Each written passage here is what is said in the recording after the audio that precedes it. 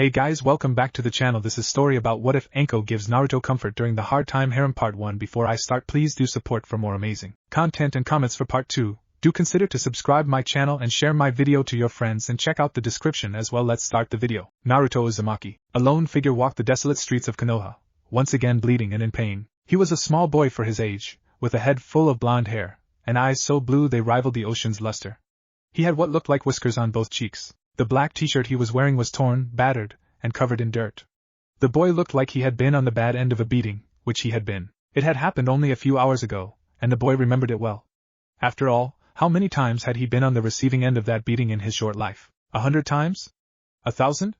He could no longer count the times he had faced such abuse, but this time, something was different. When they had beat him nearly into unconsciousness, and the sweet relief of that darkness, they had stopped. An ANBU had stopped them from rendering the boy immobile, telling the crowd to disperse before they were deemed to have taken criminal action. The villagers left in a hurry, leaving Naruto and the ANBU alone. Instead of making any attempt to heal Naruto as some of the other ANBU may have done, he instead knelt down next to the prone Naruto and spoke to him in a voice so filled with hate, it seemed to thicken the air. You are a disease. Your continued existence a joke, and if I could I would end you here and now, but those are not my orders. So instead you will lay here in your blood, and the dirt, and the trash. You may heal at a faster rate than most, but after that beating I can imagine it'll take a long while. I hope it is as slow and painful as all those lives you once ended. Naruto, standing the ANBU, made a few hand signs to disappear, adding at the last moment, and don't hope for any help. My partner and I agree you should pay, and we will be the ones watching you struggle in the dust like so many of our fallen comrades. How many of their pleas for mercy did you ignore? How much blood was shed that never seemed to sate your thirst? With that, the shinobi was gone. The ANBU was right that it took a long time for Naruto to heal, but in the moments that he had stood over Naruto and spoke, something broke inside Naruto. This time he could not get the image of the villagers beating him out of his mind, the ANBU standing over him. The death that everyone seemed to pray and hope for, it all came crashing down on the 5-year-old as the tears he always fought so hard to keep at bay started to fall. He knew without a doubt, this village he called home hated him. The amount of people Naruto thought truly cared for him, he could count on one hand. Looking at his hand, it started to shake as he began to wonder, what if Hokage doesn't really care about me? Isn't he supposed to control the ANBU? Isn't he the one that always tells me he cares? Naruto thought over these questions and fell to his knees as the conclusion came to him. No, the Hokage doesn't care about me. He's known about these beatings ever since the first incident. He does control the ANBU, that's why they always step in after I get a beating. The stream of Naruto's tears slowed as he thought to himself, and completely stopped as his little heart broke on the last thought. Just words. That's all it ever was to him. He doesn't know, he never cared. With those thoughts echoing in his mind, Naruto decided he had had enough. He was done trying to put on a smile as it was kicked out of him every day. Why pretend to be happy when each day he was treated just as coldly as before? With a dead look in his eyes, Naruto began walking. Anko Midarashi. It was getting late as lone woman walked through the red light district. She had on what others would call questionable at best, and unsavory at worst. She didn't give a damn about their opinions of her style though, as what she had one she thought did the job she needed them to do. One might wonder what shinobi sandals, ankle guards, a short orange battle skirt, fishnet shirt, and a trench coat would get done, but that was besides the point. Anko had justified her wardrobe countless times, but everyone still either gawked or glared when she would pass them by. Well, screw them all. I am sick of them thinking I may. Anko's thoughts were interrupted as a couple drunk men called out to her. Hey there! Why don't you come over here and join the party? Wouldn't want a pretty woman like you deprived of pleasant company. Am I right, men? The rest of the drunks cheered for their friend, and so he thought he had successfully picked up a girl when she stopped and walked back with a smile on her face. As she approached though, the drunk slowly sobered up as he realized that rather than a warm, inviting smile, the near-stripped woman before him had a smile that froze the blood in his veins. Pleasant company, huh? You're right, I would enjoy that. The smile that terrified the men still on her face. She proceeded to say more, watching the men grow in both fear and astonishment.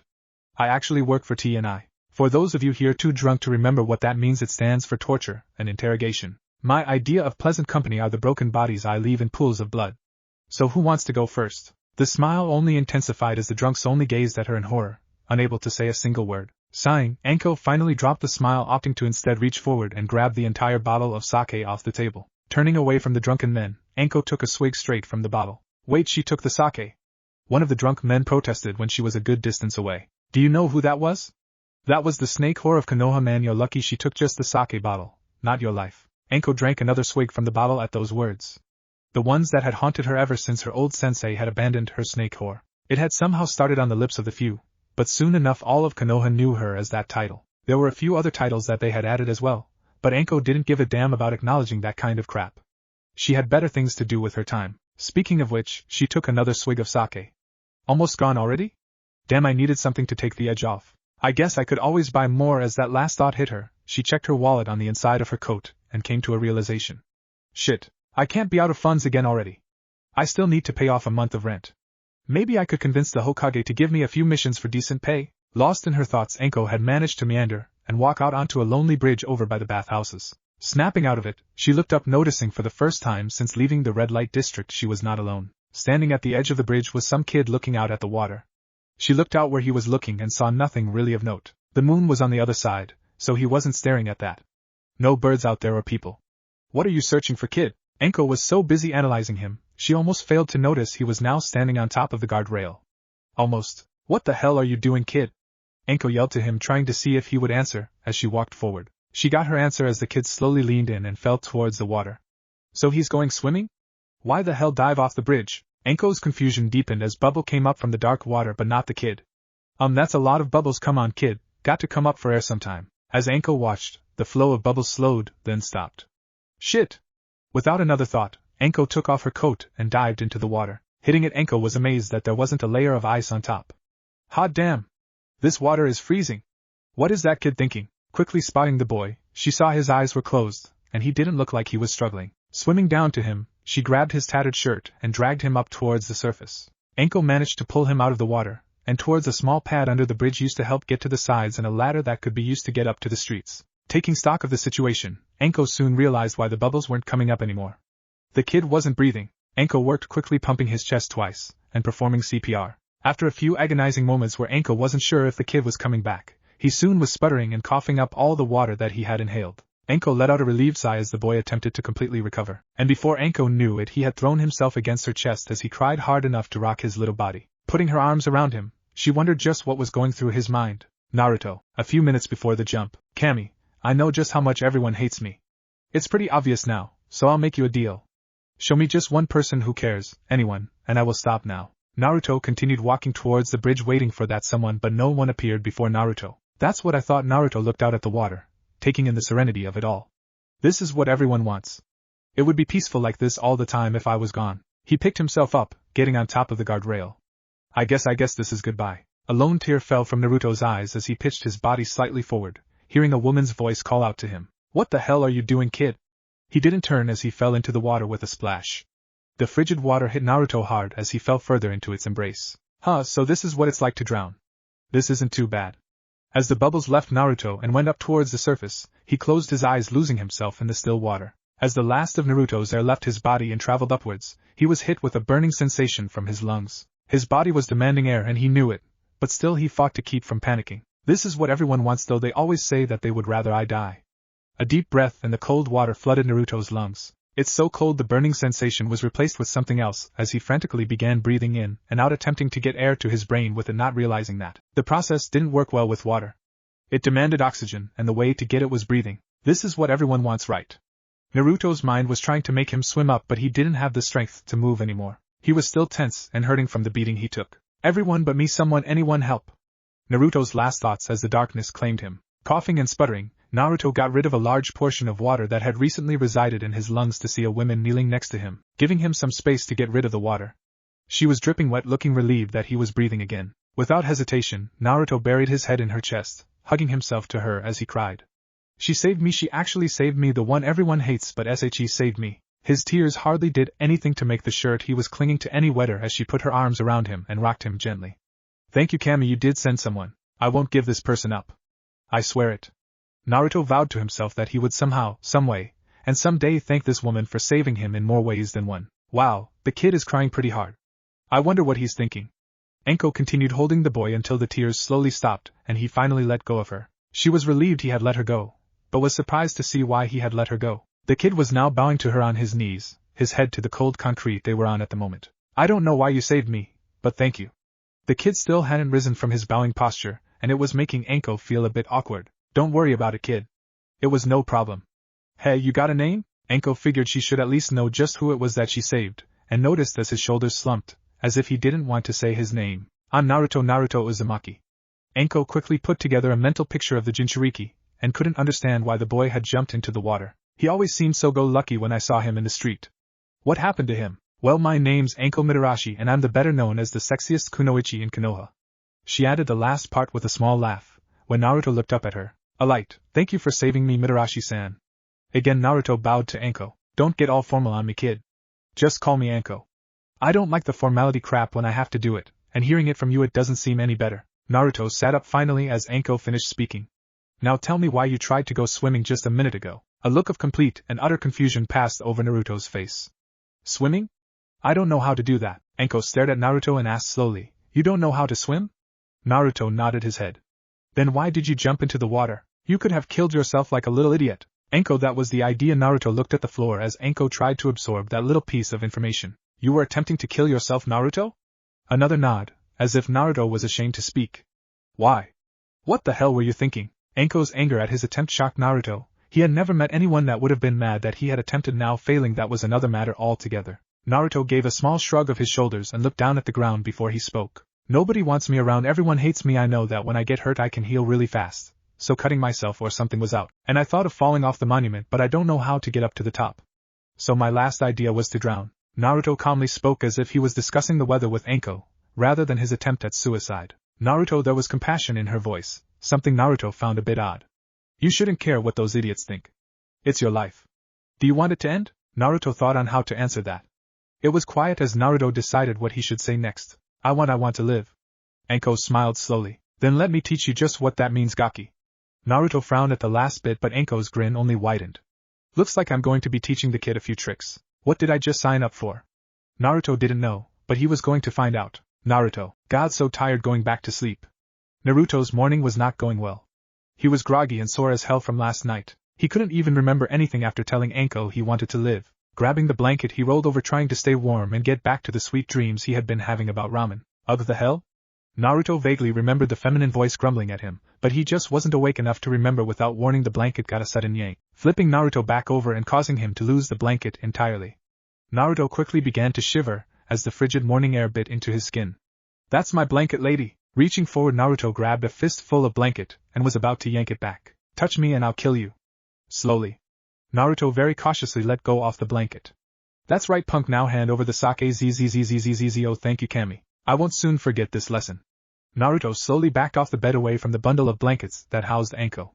Alright, so I guess I came home last night with Anko. Strange, I don't remember mentioning where I live. Naruto was absolutely correct that he hadn't told Anko where he had lived. It didn't take a Nara to realize that without knowing where Naruto lived, Anko had decided she would go somewhere else. Namely, her house. Standing in the middle of her bedroom, Naruto also realized two other important things other than the fact he was in Anko's home. First, that her place was just as messy as his home, so it didn't feel too strange to Naruto. Aside from the fact that everywhere was dango plates instead of ramen, it could have been an exact replica of his home. Second, he was standing in her house with just his boxers. Where did my clothes go? Least that explains why it's freezing in here. Looking around, the first thing he found was his shirt. His tattered, worn, and close to destroyed black t-shirt. Least it's something. Throwing it on, it helped to insulate his body slightly, even if it was rather breezy. Looking around, he finally spotted just where his shorts had gotten to. How the hell do shorts end up on a curtain rod? If anything, Naruto was rather impressed his shorts managed to get there instead of pissed, but to get them back on. That's right, bleed on that nice clean floor. I like the color. Zzzzzzz. How do I reach up there without standing on the bed? Naruto spent the better part of 5 minutes trying to decide if freezing to death or dying by Anko's hands was better. Least if she kills me it will be quicker, and I'll be able to feel my legs. Making up his mind, Naruto got back up on the bed slowly. The bundle didn't move as his weight shifted the bed. So far so good. Reaching up, Naruto stretched to the window reaching for his shorts. Almost there, come on. Try and reach as he might, from his position on the far end of the bed, he just wasn't tall enough to make it. It was just barely out of his reach, and try and strain as he might he still couldn't grab them. Here goes nothing. Moving a little closer to Anko, he stretched yet again for his shorts. Reaching for them again, Naruto managed to get a hand on them. Smiling and breathing a little easier, he gave them a light tug to get them off the pole, but with that small tug he paid a dangerous price. Naruto started falling forward. Oh crap. They're stuck. Naruto's dangerous lean was turning into a fatal fall. Oh please, Kami, let me live through whatever Anko is planning. Naruto fell into the bundle of blankets and in a flash she reached out her arms and hugged him. Anko pulled him into the bundle of blankets with her and softly said, "Warm, okay? Guess she wasn't going to murder me. Pretty warm in here. Least he wasn't going to freeze to death anytime soon." She held him close, and after a very short moral dilemma, he set his head on her chest. It was actually quite comfortable, and her heartbeat slowly made Naruto drowsy, pulling him into sweet darkness. Anko was having the most wonderful dreams. Wonderful for her, but others might think it a bit more terrifying. Still, she was happy and content. Sweet dreams, dango in the fridge, and something warm cuddled up against her breasts. What more could a girl ask for? Wait, something warm. Slowly she opened one eye and looked down. Sleeping comfortably on one of her breasts with an arm around her was Naruto. She could remember last night after she had saved him with ease. She wasn't sure when she had turned into a pillow, but she didn't mind it too much. Kid put off body heat, and she hated the morning cold. Flashback the night before. I want to live. Naruto's answer made her smile as she thought about what she had in store for the kid. Then let me teach you just what that means, Gaki. He frowned a bit on the last word. Don't like the nickname kid? Too bad. Her thoughts made her smile even wider. Naruto then swayed, his eyes slowly shutting, before he started falling forward. With Anko's reflexes, he had only dropped a few inches before she grabbed him, keeping him from knocking his head into the concrete they were sitting on. Kid must have only been just holding it together. Maybe should have waited a bit for him to recuperate from drowning. Oh well. Guess I'll just take him back to his house so he can shit. Where does he live? Asking him where he lived so she could take him back must have slipped her mind after hearing his little rant. Well, what do I do with a drenched and unconscious 5-year-old? Not like I can leave him out here, Jinchuriki or not, he'll freeze. Screw it, I'll just bring him to my house. Least there he can sleep in a bed. Picking up Naruto, she didn't bother going for the ladder to get back on the street, instead opting to just use a bit of chakra in her legs to jump up to the bridge. Landing, she began the short walk to her house. I'll have to figure out something for money later. Damn, hope the landlord doesn't bitch too much. I don't think I want to deal with that little headache in the morning. Walking back into the red light district, Anko went about the familiar streets, taking a few shortcuts to get back home faster. Luckily she hadn't seen anyone on her way, so there wasn't any need to explain why Naruto was passed out over her shoulder. Thank Kami for that small bit of luck at least. Walking up to her apartment building, she took a careful look at her home. There were places where it was obvious 2 different paints had been used, spots where the boards had rotted through leaving holes, a few places had clumsy repairs, and the sign was in such disrepair it was only hanging by a single rusted chain. It's good to be home. It's not perfect, hell, even calling it terrible is an understatement, but it's still home. It was one of the only places that she wasn't hassled about who her teacher had been. As long as she paid the rent, nobody cared about her backstory. I'll have to talk to the manager to make sure he doesn't try and kick me out. He knows I'm good for the money most of the time. Taking the key to her apartment, she slipped it into the lock, and with a bit of a struggle to turn it got the door open. Stepping into her place, she grimaced a bit at the piles of crap all over. Damn, forgot I haven't cleaned out this place in weeks. Too much work and sake. Hope the kid doesn't mind the mess. I sure as hell am not spending the night cleaning. Walking over to the bedroom, she set Naruto down on a chair for a moment. He was shivering from the cold clothes that still clung to his body, but other than that he seemed fine. Guess I have to get him out of those and dry him off. Looking around for a relatively clean towel, she spotted one on the ground by her dresser. Guess that will work. Grabbing it, she looked it over and didn't find anything wrong with it, so she proceeded to dry off the shivering Naruto and herself. She dried him about as well as she could, but with his shirt and shorts still soaked it wasn't helping him warm up much. Alright, time to strip, kid, can't have you getting pneumonia. Pulling off his shirt, she draped it behind him on the chair. Getting his shorts off too, she decided to leave him in his boxers. Can't have people thinking anything weird. Holding the shorts, she looked around for a spot to hang them to dry. Everywhere was either covered in trash, her clothes, or plates. Everywhere except one spot. Looking at the curtain rod skeptically, she decided it would have to do. Putting them on the edge of the rod, she laughed at the sight of his shorts hanging on the end like a small flag. Guess I finally managed to make a mess of every part of the apartment. Quickly pulling her own clothes off, she grabbed another towel and dried herself, tossing it to the side before throwing on a shirt she had hung up in her closet for if she felt like having something on in the night. Picking up Naruto, she felt him shift around and put his arms around her, resting his head against her. You had better be asleep, kid. She silently raged for a moment but didn't sense Naruto move around at all. He must be actually out.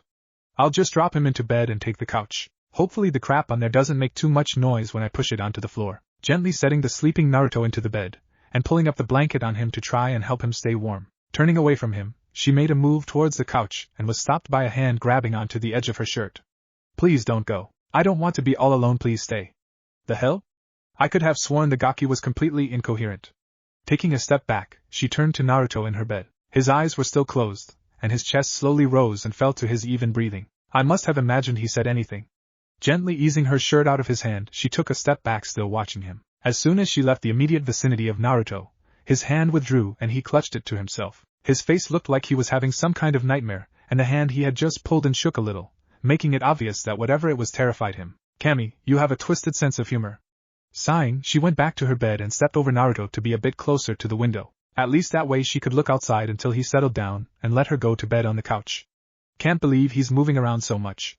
What can he be thinking about? Maybe whatever made him jump very slowly. She eased herself down onto the bed next to Naruto who, feeling her presence, calmed down. She stared out the window with no company but the sleeping child and her thoughts. How many times had I thought of doing the same thing when Orochimaru left me all alone? When he left me to the villagers' hatred and their taunts after the hell he put me through, I thought there would be somebody that could understand I wasn't the same, but no, I earned the title of snake whore. How many times did I try and hold it all together while they told me I deserved to die? How many times did I think they were right? All those times I kept from ending it all, knowing that before I die, I want to see Orochimaru dead first. I want all the pain I went through to show on his face as he begs for mercy, the same way I did all those years ago. Naruto, you won't end up like me. I swear. Closing her eyes, she slowly drifted off as the last one bore its place into her. No one innocent should feel this kind of pain. She hadn't even realized it, but as she had thought to herself, she somehow managed to work her way under the blanket with him. In her drowsy state, she even put a hand around him, changing Naruto's nightmare. The dreams. Naruto's nightmare was that he lay broken and bleeding in the dust, as the villagers and ANBU called out taunts and threats. When his nightmare changed, it was because someone came forward, shoving the crowd out of the way and waving them off before setting a hand on his chest, healing him, then giving him a hand to stand. He couldn't see their face, but they walked with him away from the hatred and spite. The scenery changed and he found himself sitting in Ichiraku Ramen, ordering each of them a bowl. Naruto looked at the one who had saved him, finally seeing her face. It was Anko with a wide smile. In the real world, Naruto smiled back. He dreamed of ramen the rest of the night. In Anko's dream, she was once again 12, and Orochimaru was her sensei. It flashed through some of the more personal moments between them where he congratulated her or he told her he was proud. Then it went to the day she would never forget, the day he put the curse mark on her. 9 others were with her when the pain started. She was all alone when she finally came to. Flickering and merging her memories, it skipped to the day Orochimaru asked her if she would join him, or if she would stay behind. He stood surrounded by darkness, and so in her dream she took a step back and heard the last words her beloved sensei had for her. Oh well. Turning, he walked into the darkness. The curse seal on her neck suddenly burned and she heard his voice echoing again and again. Oh well. She put her hands over her ears, but that only served to make her hear it in her mind. Oh well. The pain of the mark was intense, and she felt so alone, abandoned. Hey, what's the sexiest kunoichi in Konoha doing kneeling? Anko looked up, not knowing the voice. Standing before her was a young boy holding dango in each hand. Who's there? She cried out in her mind, unable to use her voice. A friend. Naruto leaned forward, handing her a stick of dango, a wide smile plastered on his face. In the real world, Anko smiled back. She dreamed of torturing Orochimaru the rest of the night. They both couldn't have been happier. End of flashback. Maybe the landlord forgot it was late. That would be great, then I can get the money together later. As if sensing her thoughts, she heard pounding on her door, and she took it to mean that the landlord had not forgotten and he was probably unhappy. Given how he was smashing on the door, unhappy was probably a good phrase, but pissed as all hell might have been better. Lady, open the damn door. You owe me rent, and it's almost 2 weeks late. I know you're in there, so you damned well better have the money. Shit, 2 weeks late? Thought it was just a few days. Naruto stirred against her as the shouting continued. Open the door or I open it, and if I open it, I am throwing your ass out of here. Ever hear of the term, forcefully evicted? Anko sat up sighing, knowing she had to come up with some way to give the man some money, or more than likely she was out of a home. What's your rent? Anko looked down to see a sleepy-eyed Naruto attempting to wake up. Anko of course was quick with a reply. Like I would tell you, Gaki. You have less than a minute to get me my 3,000 ryo, and another 1,000 for it being late. Sighing, Anko looked to Naruto. There's your answer, kid. 4,000. Why did you want to know? Naruto did some calculations in his head before he responded to her question. Had to know if I had enough. The hell do you mean by that? Anko was more than a little skeptical that this kid had enough money laying around to pay her rent. Get Gamachan from my shorts. He has enough in him, I think. With a small growl she got up and pulled his shorts off the rod before a small green bundle fell out of one of the pockets. Is that a frog? Last warning, damn it.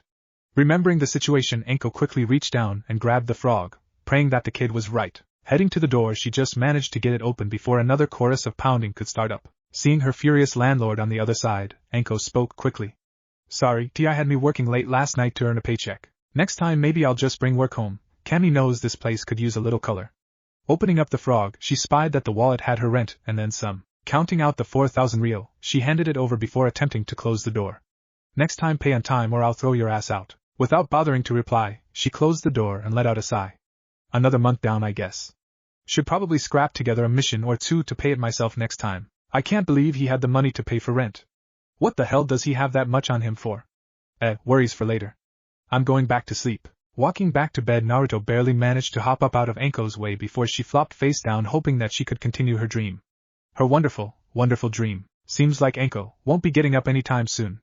Guess that gives me plenty of time to try and clean up a bit in here. Looking at the mess, Naruto figured it would be try rather than succeed in the attempt. Deciding he would leave her clothes alone, he would start by getting rid of the plates of dango that were in various stages of decay. Looking around the kitchen for some bags, he saw an entire box of them just sitting on the counter.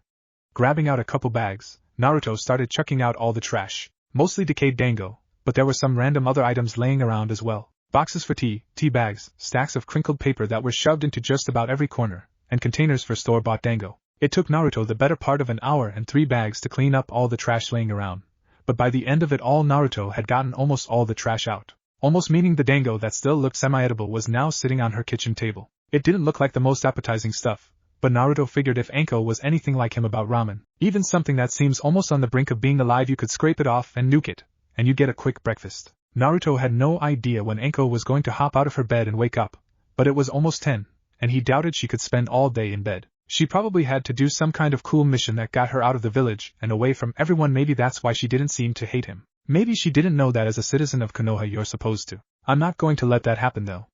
I'll clean this entire apartment if I have to. I'm going to be so good she likes me. I hope it stays that way. At least Naruto looked at the bed where Anko was snoring lightly and sighed. No, the villagers will turn her against me too. I'll just do the dishes and go home. 30 minutes of vigorous scrubbing later, Anko had a semi-clean kitchen.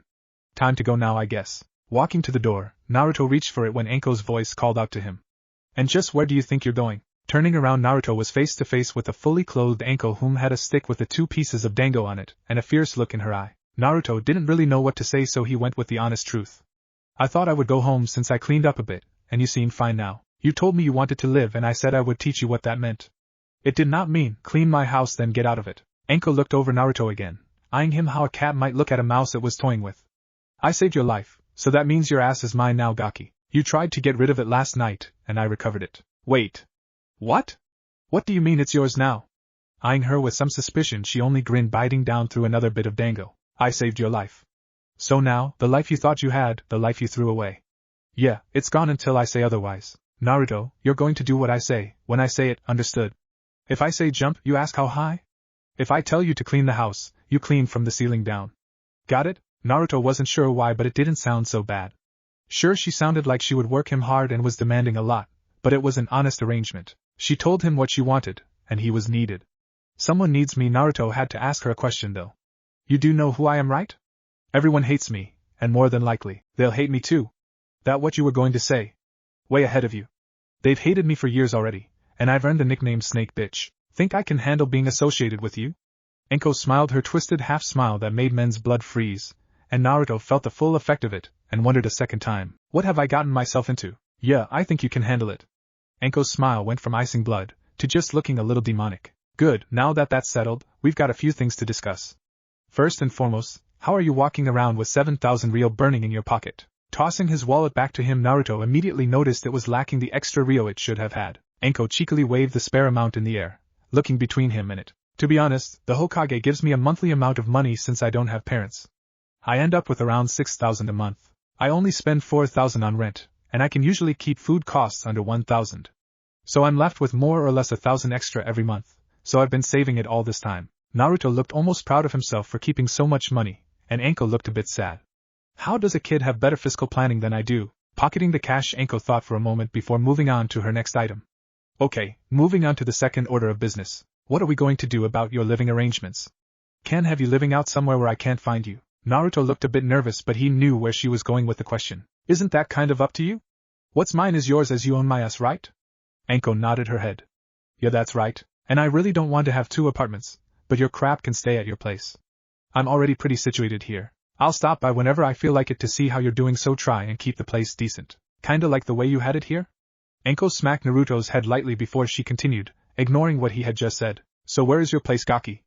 Naruto gave her a brief description of the location and the building, making sure Anko knew how to find it. Nodding a little, she finished off the last of the dango on the stick before heading into the kitchen and grabbing another. Hesitating at the door, Naruto couldn't help but feel strange and wonder what had made Anko help him.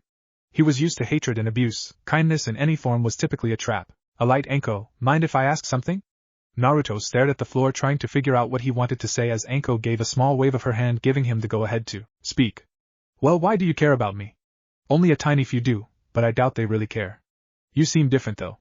So what do I matter to you? Naruto couldn't even bring his head up to look at her, as he dejectedly spoke from his heart, letting her know just what he thought he was worth. Nothing. I care because I know what it's like to be alone. Maybe those people do care about you, maybe they don't. I don't know, Naruto, but you do matter. Everyone matters, no matter how big or, in your case, small they are. Everyone is important. She tried to make as much sense as possible to the downtrodden boy, but he had caught her off guard with that question. I am the infamous snake bitch, right? I'm not supposed to care what do you know about being alone, Anko. It was another question she wasn't really prepared for, so she decided she would take back the conversation and lead it somewhere else. That's not important right now. We still have another few things to take care of before I can let you just stroll back home. Why do you look like your clothes come from the remnants of a Ninhan tug-of-war? Surely 1,000 Ryo can get you some new clothes if you really need them, right? No, these are new, or at least new to me.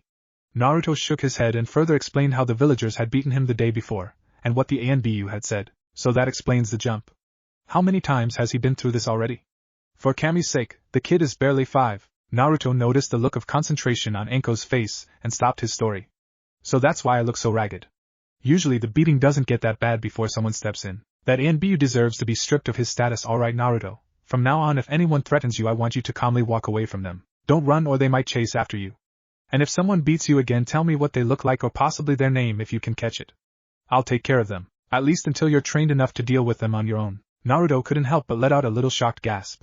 You're going to train me? Naruto could barely hold down his excitement at the prospect of learning some of those cool ninja moves, and being able to beat up all the villagers that were mean to him. He would finally have a way to fight back, and then maybe they would leave him alone. Yes, Naruto, I'll teach you to defend yourself.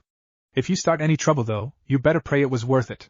I will not hesitate to discipline you. Naruto's excitement was replaced with cautious optimism on the last few words, hoping he never had to learn what Anko considered a punishment. So there's going to be a few rules when I begin training you to keep you alive. The first and foremost being complete trust in what I tell you. If I tell you not to do anything for any reason, you will need to listen. I am going to push you much harder than even the toughest of the clans, because when you start the academy, I don't want you to be behind. Got that? Yeah, I think I can listen to you, Anko, but I might have questions if you tell me to do stuff. Naruto expected her to give him another light smack on the head for that comment, flinching when she moved to look at him, but instead she smiled. Good, you know to question things. Blind obedience is a dangerous thing, seriously though. For the most part, if I give you an order, obey it first. Then ask why. Better to keep you uninformed and alive instead of curious and dead. Another rule you need to follow: don't start a fight. You will always attempt to keep a cool and level head, understand? Fighting just to fight is ignorant, and I won't stand for you abusing my teachings because you feel like you have something to prove. Naruto couldn't help from opening his mouth to ask why he couldn't fight when her look silenced him. Nodding to show he understood, Anko continued on to the final rule. The last one will be, do not tell anyone I am teaching you. I'd rather they work to find out or get a surprise when you're dropped into the academy. Rob me of my bit of fun, Naruto, and there will be hell. Do I make myself clear? Yes, Anko. I understand perfectly. I am so screwed. Alright, good. Kid, you have no idea what I have in store for you. Now how about you treat me to some dango to celebrate your newfound training? I have the perfect spot to spend this. Waving Naruto's funds, he couldn't help but feel he was being cheated here.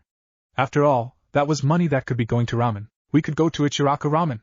They have the best. Anko threw one of the empty dango skewers so quickly at Naruto he blinked and missed its flight path but wasn't deaf. The dull thud of the piece of wood burying itself in the door made him rethink his choice in words. So dango sounds good. Smiling, Anko added to Naruto's short phrase, and sake. Dango needs sake with it. Just dango, please? Isn't sake a bit expensive? I know, but I want some. You can't just get sake just because you want it. And you even have dango here, why not eat some of that? Trying to find a solution that got him back his ramen funds, Naruto tried to remain firm on his stance. If he couldn't spend his money on ramen, he'd settle for just getting it back from her. Anko pouted a bit, trying to elicit some kind of response from Naruto where she gets both sake and dango. Please, Naruto? I'm taking the time out of such a busy schedule to help you out after all. Please, can I have it for breakfast? It's lunchtime, Anko. It's a little past 11 now. Perfect, an even better time of day to get sake and dango. Now come on, let's go. Grabbing Naruto, Anko pulled him out the door and towards one of her favorite places in Konoha. Guess I don't have much say otherwise, at least she seems excited for the stuff. I can't wait for the glazed taste of that sweet dango, and the kick from the bitter sake.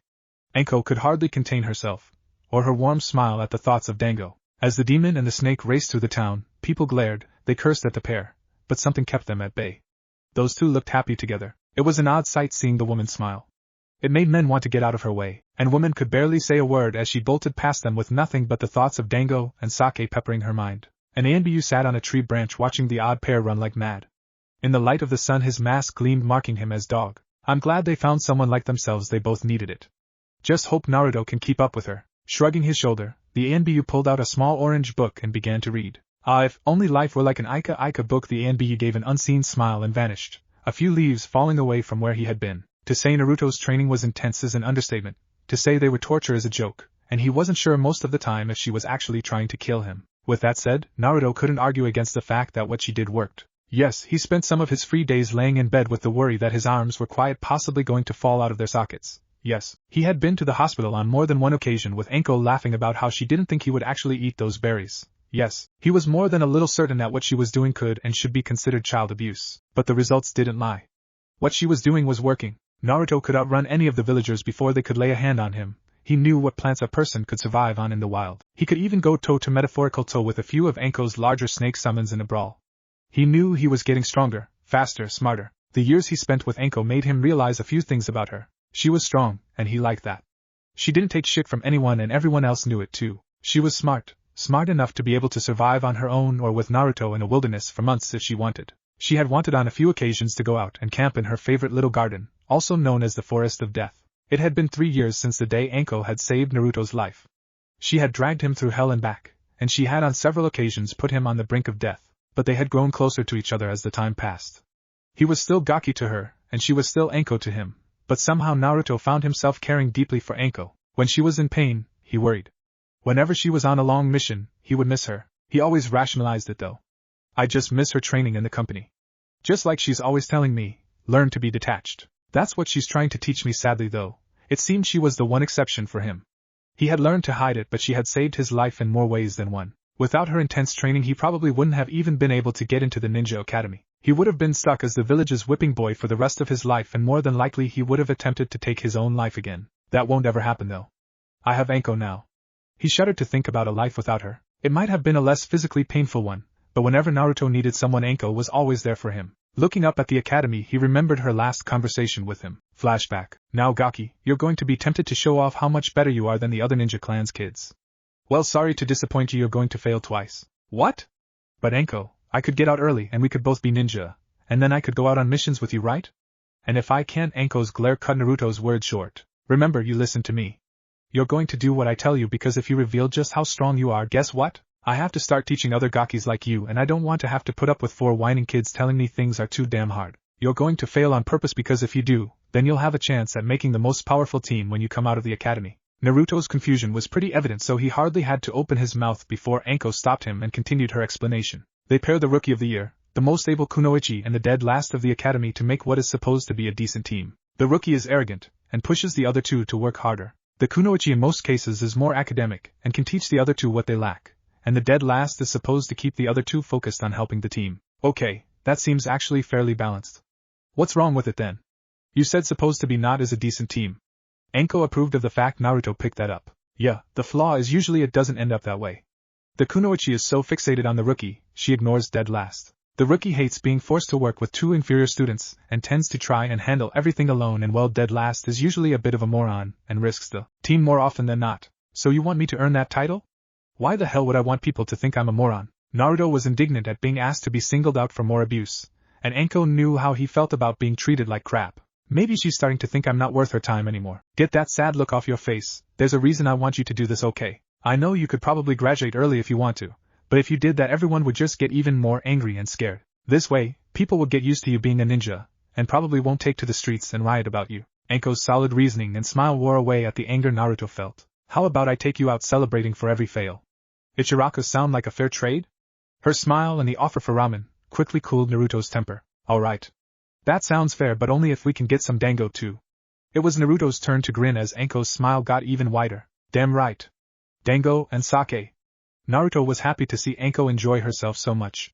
After all, she brought so much happiness to him. And flashback. Sighing, Naruto walked into the academy and started some of the most boring and irritating 4 years of his life. And instead of putting in a lot of topical information and explanatory detail, I'm going to skip the boring classes and take this story straight to the celebrations of Naruto's planned failures. These parts aren't very long as I am trying to push forward with the story, but I did try and add some more relationship building between the 2. Nothing really fancy, but still, hope you enjoy. Celebration of Naruto's first fail. Naruto had a hand on the door to Anko's house, wondering why she had only left him a note saying, "Hey Naruto, my house."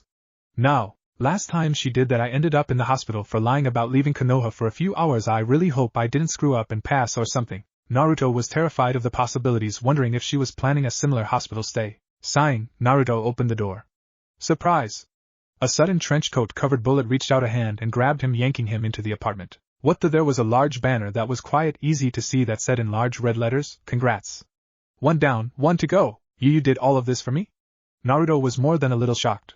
Nobody had ever celebrated with him about anything. He knew that Anko had said they would get ramen and dango, but he had never expected this. Yeah, sure. No big deal, Gaki. It's to celebrate your sleeping through classes, pretending to take a beating, and otherwise degrading yourself. I'd say you more than earned this. With that, Naruto couldn't take it anymore and hugged Anko's waist tightly, trying to keep from crying. Anko was shocked at the sudden hug and could practically feel the kid holding back tears. Maybe I went a little overboard. Too much. Naruto looked up at her, and she saw him with the happiest grin he had ever shown her. This is amazing, Anko. Thank you so much. Okay, so he's happy, not crying, cool.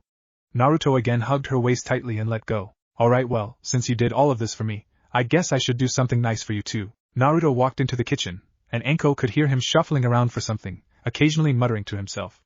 Ah, where is it? No, here it is. Anko was pleasantly surprised to find that Naruto was holding a large bottle of her favorite sake. You promised me ramen and dango. I figured I could get something you liked. Like? I love my sake, Gaki. Now hand it over and you might get some ramen for your troubles. Naruto smiled as he handed her the bottle. Might? I thought this was a party for me. Shouldn't I get what I want? Anko laughed at his statement. It's my party, I'm throwing it, so I'll do what I want. Taking a swig out of the bottle, she could only laugh harder as her third favorite flavor hit her taste buds. Man, this stuff is great. Naruto looked at Anko a bit worriedly and decided he would try and get her to show a bit moderation. Anko, I don't think you're supposed to down it that quickly. I only got a few baht. You've got more of this laying around my apartment? How did I never find it? Why are you holding out on me, Gaki? Anko took another swig before replying to his worries. And I can handle my sake, so don't stress about me. Or is it you want to taste, Gaki? Wait, what? I thought I wasn't old enough to drink. Naruto wasn't entirely positive, but he was pretty sure. I think you're old enough, so screw it. Grab a cup and I'll teach you the joys of sake.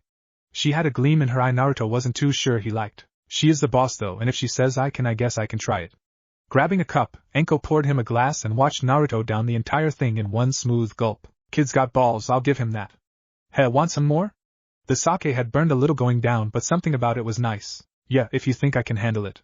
Anko was debating whether or not she should give him more. Actually, she was betting on how many more drinks it would take to get the kid wasted. For her it was pretty much the same thing. I think you can handle a lot more. Let's see just how much. She grabbed a glass of her own and started a wonderful game of I drink you drink. The rules were so simple it was implied in the very name of the game. For every shot she took, Naruto got a refill on his and vice versa. 3 shots into I drink you drink, Naruto was feeling kinda weird, but Anko seemed to be enjoying herself. I don't think I've seen Anko so happy. Naruto felt proud of himself, as it wasn't often he got to see that look. If this makes her happy, I think I can do this more often. He took another drink out of his cup. 7. Naruto was feeling the effects of the sake now.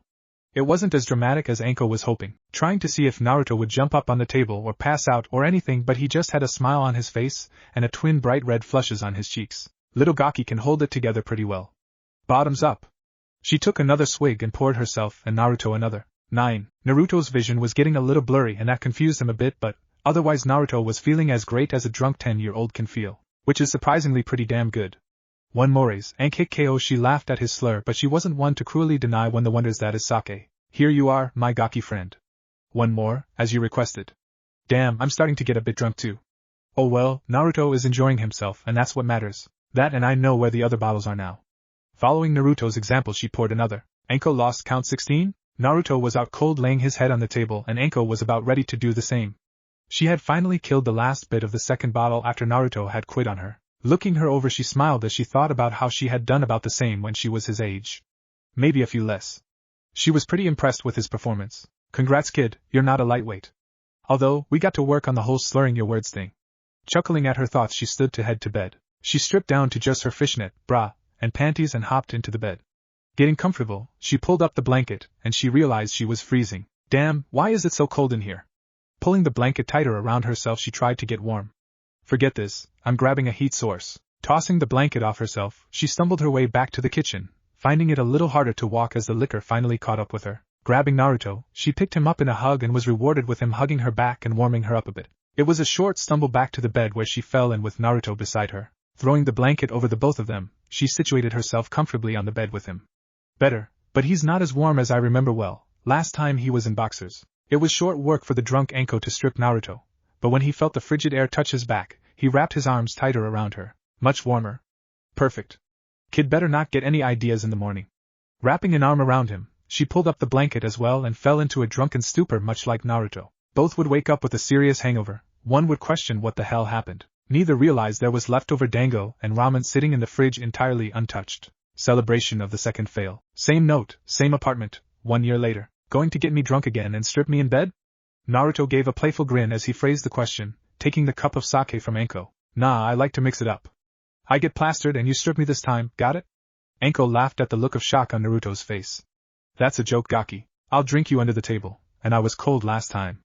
I used you to stay warm. I've already told you all this. Sure, that's what you've said. And this time, I'll drink you under the table. His confident grin and bold statement made her laugh. But Naruto looked even more determined because of it. Alright, since you want to make this an actual challenge, there should be some stakes. Anko's famously twisted smile made an appearance. If I win, you buy me all the dango I can eat tomorrow. Naruto paled as he remembered the last time Anko had been hungover and eating dango. He still wasn't sure how she managed to eat 30+ plates of the sticky stuff. Alright, and if I win? Anko's smirk and snort of laughter pissed him off, but he stayed quiet. You and I'll do any one thing you want. How's that sound?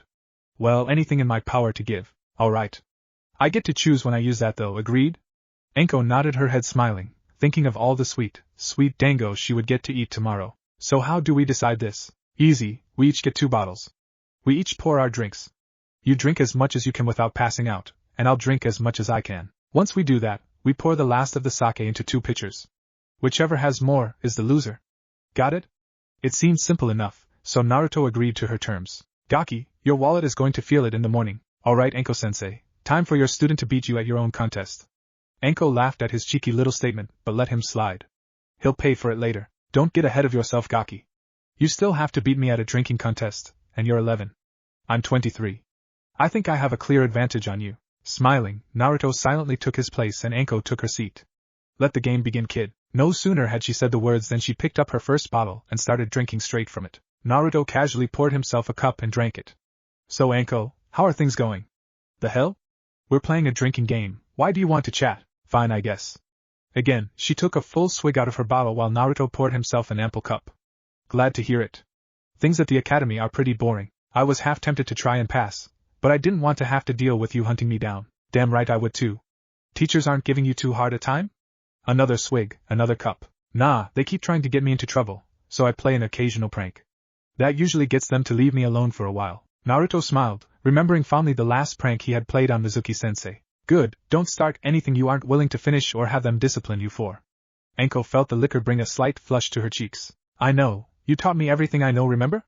Cheers to another failed year. Naruto raised his cup and Anko raised her bottle. This is strange, how am I already feeling buzzed? I remember the last time we drank, I put away more than a bottle by myself. This one is barely half empty. Naruto's smile widened as he saw Anko's look of confusion. So, notice this stuff is hitting harder on your system, huh?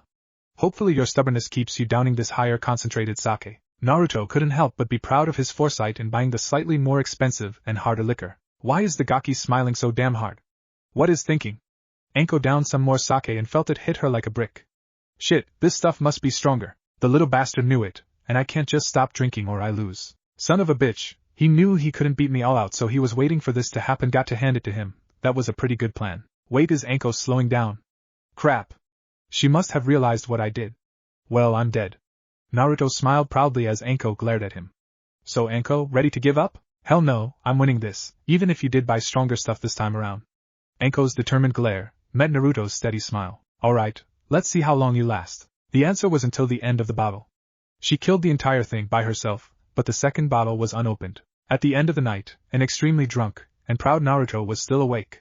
He was on the last cup of his first bottle. Wow, this is a lot harder than I thought it would be. Alright, just 2 more. This and 1 from the other bottle to win. Not willing to let himself lose, Naruto finished the first bottle almost an hour and a half after Anko had finished hers. But he did manage to crack open the next bottle and very clumsily pour himself some sake. I won! Yeah, I did it, and with that thought, Naruto raised his hands into the air and set his head down on the table to pass out. Waking up the next morning, Anko was very sore, very stiff, and very hungover. Ah, what the hell? Sitting up, Anko saw she was still at the kitchen table. Oh, you can't be serious. Kami sitting on the table in front of her was her unopened bottle of sake, 2 empty bottles and Naruto's open one, sitting next to his empty cup. He won? Damn it, I wanted dango. Anko's pouted a little bit, but seeing as how Naruto was still in a drunken stupor, she assumed that he wouldn't mind her borrowing a bit of cash from him. Considering the handwritten note inside that said explicitly to Anko not to take any of his money, you think she would have formed another opinion. Without hesitation, she grabbed his wallet and went to go treat herself. She wasn't one to back out of her word, of course, but he had left his wallet perfectly defenseless, hidden underneath his jacket in a pocket he had thought only he had known about. Obviously, he needed to hide it better if he didn't want her using it. With that logic, she had no doubt in her mind that she was in the right now if only somebody could turn down the damned sun. Graduation day. The day Naruto had been waiting for since the start of the academy was finally here, the day he got to graduate and join a genin squad. Naruto had even gotten up early to get to class before everyone else. Sadly, he knew that as a reward for getting there early, he would have to deal with the class showing up. Least I can put my head down and try to sleep or something. Sadly, his plans fell apart as the first classmates walked through his door. Kiba Inuzuka, Shino Aburama, and Hinata Hyuga. Shino and Hinata were fine, but it wasn't them that made him groan inside. Hey guys, check it out. Dead last is here first. Can't wait to fail. Can you, Naruto? So you tried to get here early enough to take it alone? That your brilliant plan, dead last. Kiba laughed like he had come up with the best joke in the world while Hinata played with her fingers and Shino couldn't seem to care less. They took their seats in the middle of the class, and Naruto could feel Hinata's eyes on him as Kiba kept making jokes. Naruto could hardly blame the guy. After all, he was supposed to look pathetic, but being just a step up from dead last, Kiba didn't have much room to talk. Having taken some time, Naruto had learned who the Rookie of the Year was and who was the highest-ranking kunoichi in his class was. Speak of the silent devil, Sasuke Uchiha now walked into the class. He saw Naruto sitting up by the window in the middle seat and sat beside him against the window. They had a silent agreement with each other. Sasuke left Naruto alone when he was sleeping, and Naruto body blocked. Out of my way, Ino pig. I'm going to sit next to Sasuke. Like hell you will, billboard brow. Sasuke and Naruto both sighed inwardly. Struggling to push their way into the class was Ino Yamanaka and Sakura Haruno. When is he just going to tell them he's gay or something to get some peace? Naruto had pondered this dilemma for a while, but as always he came to the same conclusion. Even if he pretended to be gay, they would probably just try harder to turn him around. Apparently Sakura was the winner of the shoving match and Naruto couldn't help but groan inside. Sure, she was pretty, but her volume controls were a little broken on 11. Naruto baka. Move over so I can sit next to Sasuke-kun. Naruto's eardrums were probably going to suffer permanent damage for what he was about to say, but, to hell with it. She was going to bitch anyways, might as well laugh. Sakura-chan, why don't you just sit in my lap so you can be next to your beloved Sasuke, and I have a beautiful girl in my lap? Naruto couldn't be sure, but in the moments before a fist hit him square in the temple, he could have sworn Sasuke chuckled lightly. Sakura hadn't hit him nearly hard enough to knock him out, but pretending to black out was one of the easiest ways to get her to shut up. Sakura tried to shift Naruto, but for some reason he seemed incredibly heavy and just wasn't moving. She debated just hitting him again to rouse him from sleep and sit next to her Sasuke-kun, but she didn't want the little freak hitting on her again. Sighing, she just took a seat at the end of the row. Acceptable losses to keep that baka asleep. Thank you, Naruto.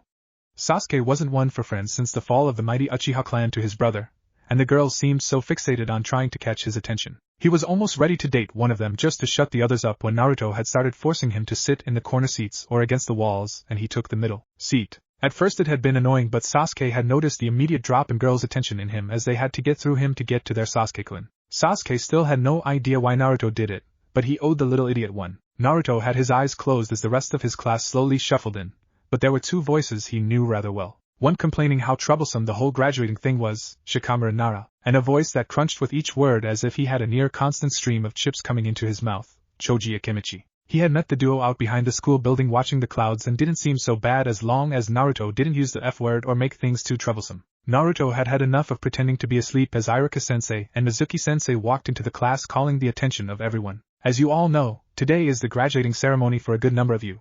I can't wait to see all your smiling faces out in the world of ninja, working beside me one day. It's true that you children are the future of Konoha.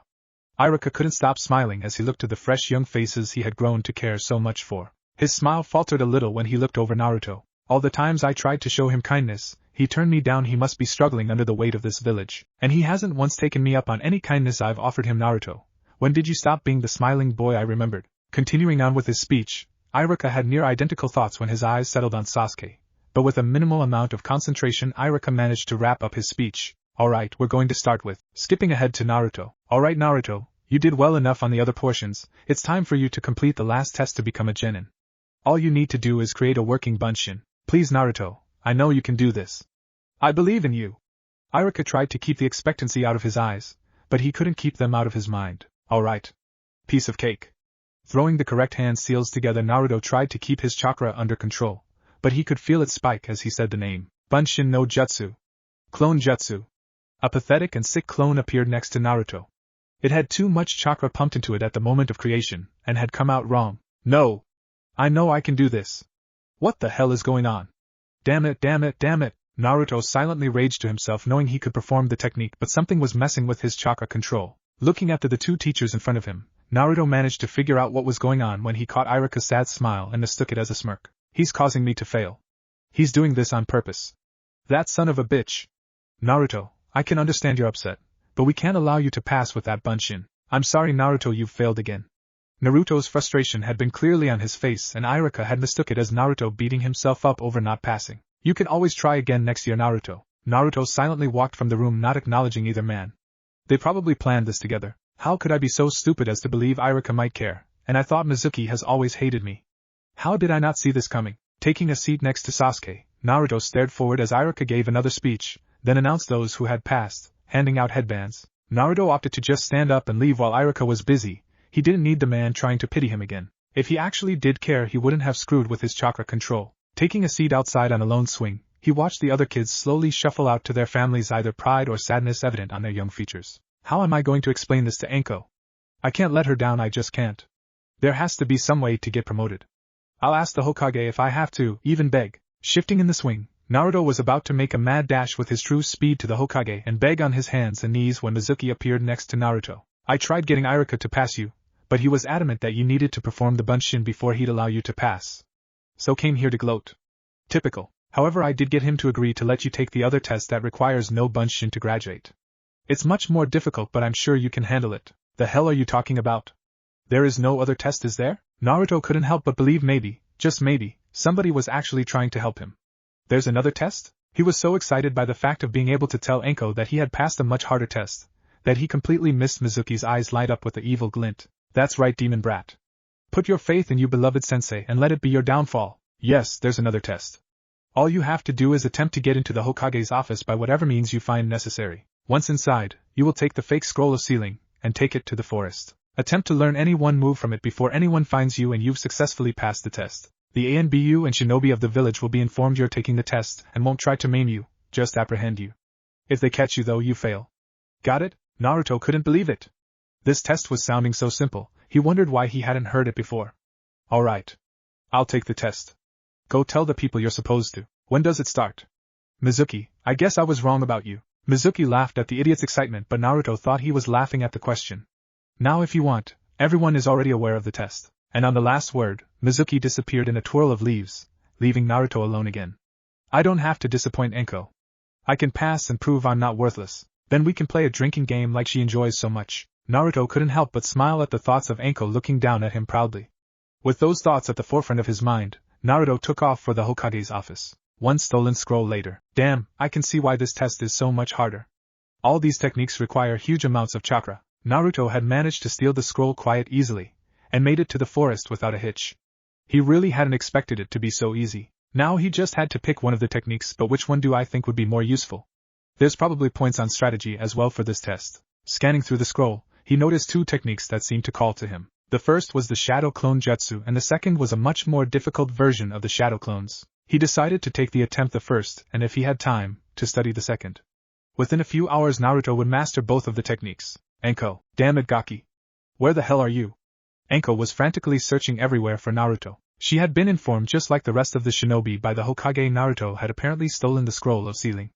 I want Naruto found alive. We have to ask him why he would do something so reckless and stupid. And I can't bear to see the child broken any more so than that day 7 years ago he stopped calling me Gigi. It still broke the Hokage's heart when Naruto instead started using the term Sama for him. He always said it with such a dead tone in his voice he couldn't believe it was the same cheerful boy he had spent time with just a few days before. He still wasn't sure of why Naruto had changed, but the Hokage did learn that around Anko, the boy seemed alive again. Kami, please let her be the one that finds him. Yes, Hokage-sama. The voices of the shinobi echoed out, and they all took off by their own means. Anko had run straight to the forest, figuring Naruto would have taken refuge there. He had always said he felt safest away from the village. Damn it, can't get sentimental right now. Have to find him. Her form became a blur as she pumped chakra into her system, taking off for where she thought she had sensed a minuscule trace of his chakra. Naruto was dead tired. Learning the two techniques had been exhausting even for the hyperactive Naruto. He couldn't imagine any other genin could have pulled it off. No wonder Mizuki had said the test was harder. Speaking of which, where was the sensei? Naruto looked around wondering if maybe he had hidden too well. Flaring up his chakra for a moment, he let it be noticeable then hid again. Didn't want to get caught by anyone and fail the test after coming so far after all. Anko, there it was again. For a moment his chakra had flared up for a moment, and then dispersed. That meant two things: either he was hiding his signature because he knew people were looking for him, or two, the sudden drop in his signature meant he was dead. Anko's burst of speed would have made Guy proud and exclaim about the flames of youth. Landing in the clearing, Anko looked around for Naruto. Naruto, get the hell out of wherever you're hiding before I set every tree in this forest on fire, damn it. She wasn't in the mood to play hide and seek, she needed answers, and now, why is she so pissed? I thought she would be proud I got this test instead of the easier one. Wait, shit. She told me not to show off. Fuck, well that's out now, guess I had better explain before she goes through with that threat. Stepping out of his hiding spot, Naruto let his chakra signature return to normal sensing range. Hey Anko. He stopped when Anko grabbed him into a tight hug, her look of anger turning to one of worry. I told you never to hide your signature from me, Naruto. I thought somebody had killed you when your chakra dropped so suddenly. Pulling him away from her, he looked into her eyes and saw the pain there. Anko, I'm sorry, I thought you knew about the test and would have been pissed I wasn't keeping a low profile. Hell, I think I barely managed to pass it. Naruto's words started to falter on the last bit as Anko's look told him his first suspicions had been.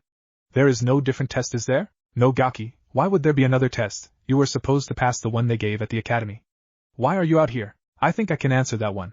That little idiot believed me when I told him about a made-up test to steal the scroll of sealing. Mizuki was standing on a branch not too far from the two, a proud smirk evident of just how accomplished he felt. I was planning to leave Konoha, and I figured with that scroll I might be able to get into the good graces of one of the more powerful of the other shinobi villages. Actually, I'll kill the both of them and take the scroll to Orochimaru and join my master once again. Like hell you are. What makes you think you can take me in a fight, Mizuki?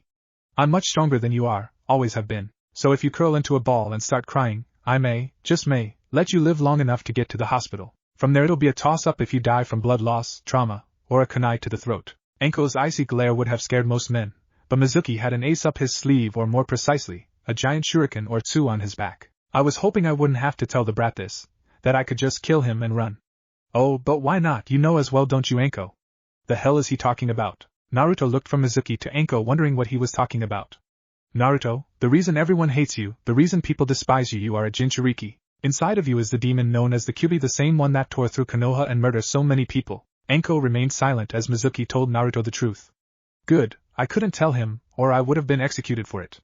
The Gaki deserved to know. Naruto stared at Anko, begging in his mind to hear that it wasn't true. When she didn't say a word, Naruto knew it had to have been true. Anko wasn't one to lie to him. I'm a demon?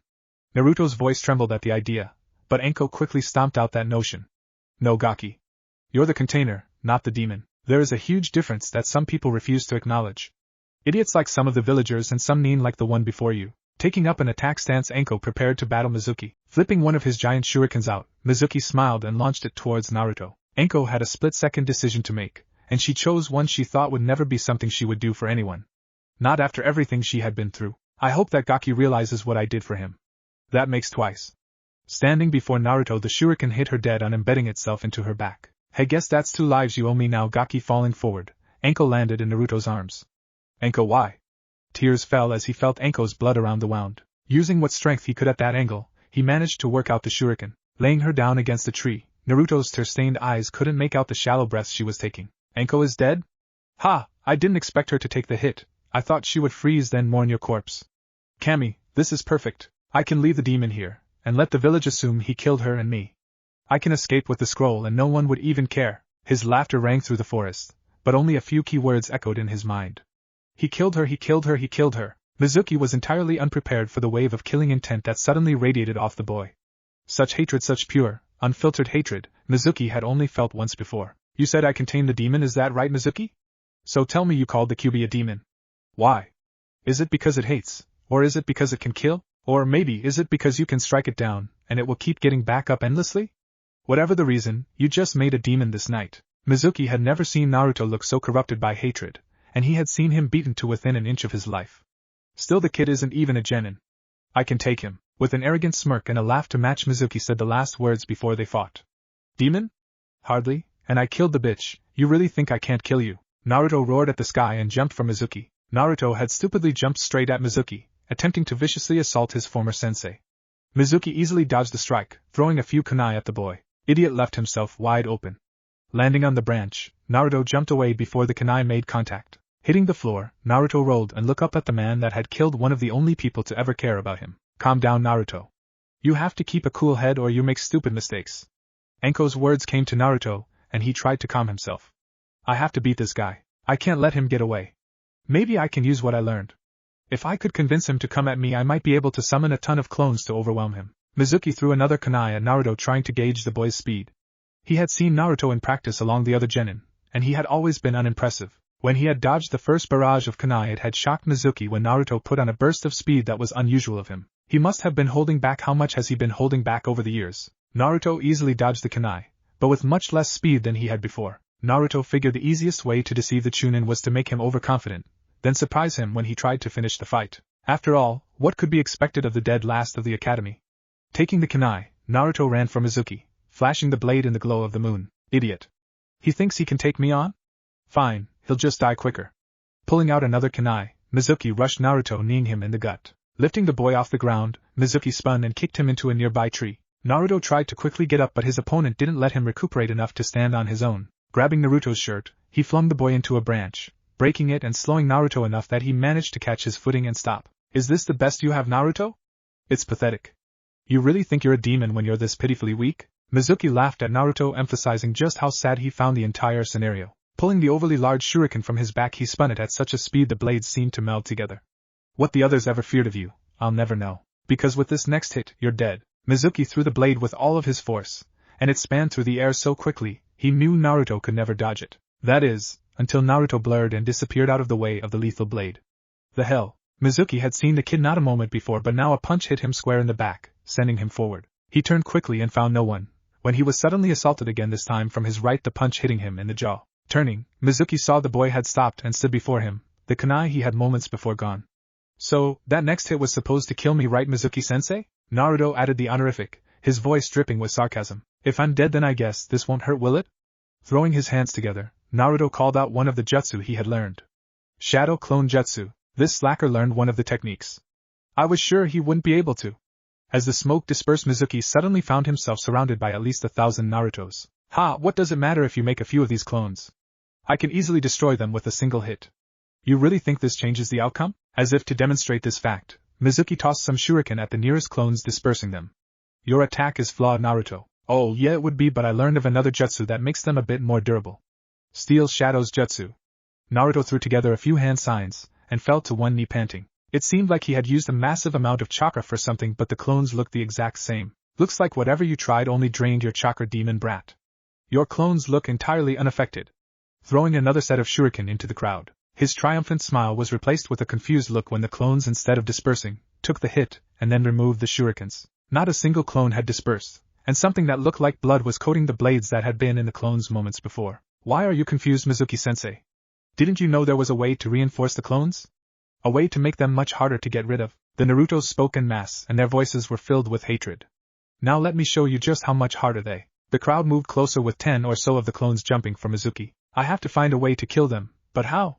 Mizuki had mere seconds to come up with a plan, but he decided that maybe they were only as strong as the original's body. Pierce the heart, sever the spine, cut the throat.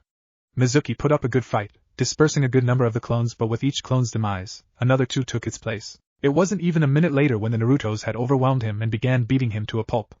A bloody and mangled pulp. Naruto took out his years of frustrations on the man, beating the sense out of Mizuki, as he had been hit so often before. Taking a page out of the villager's book, the Naruto clones dropped Mizuki to the ground and proceeded to kick him until the whimpering man was rendered silent. Their I-1 Mizuki was incapacitated, and Naruto's clones were shuffling around quietly waiting for the order they knew had to come.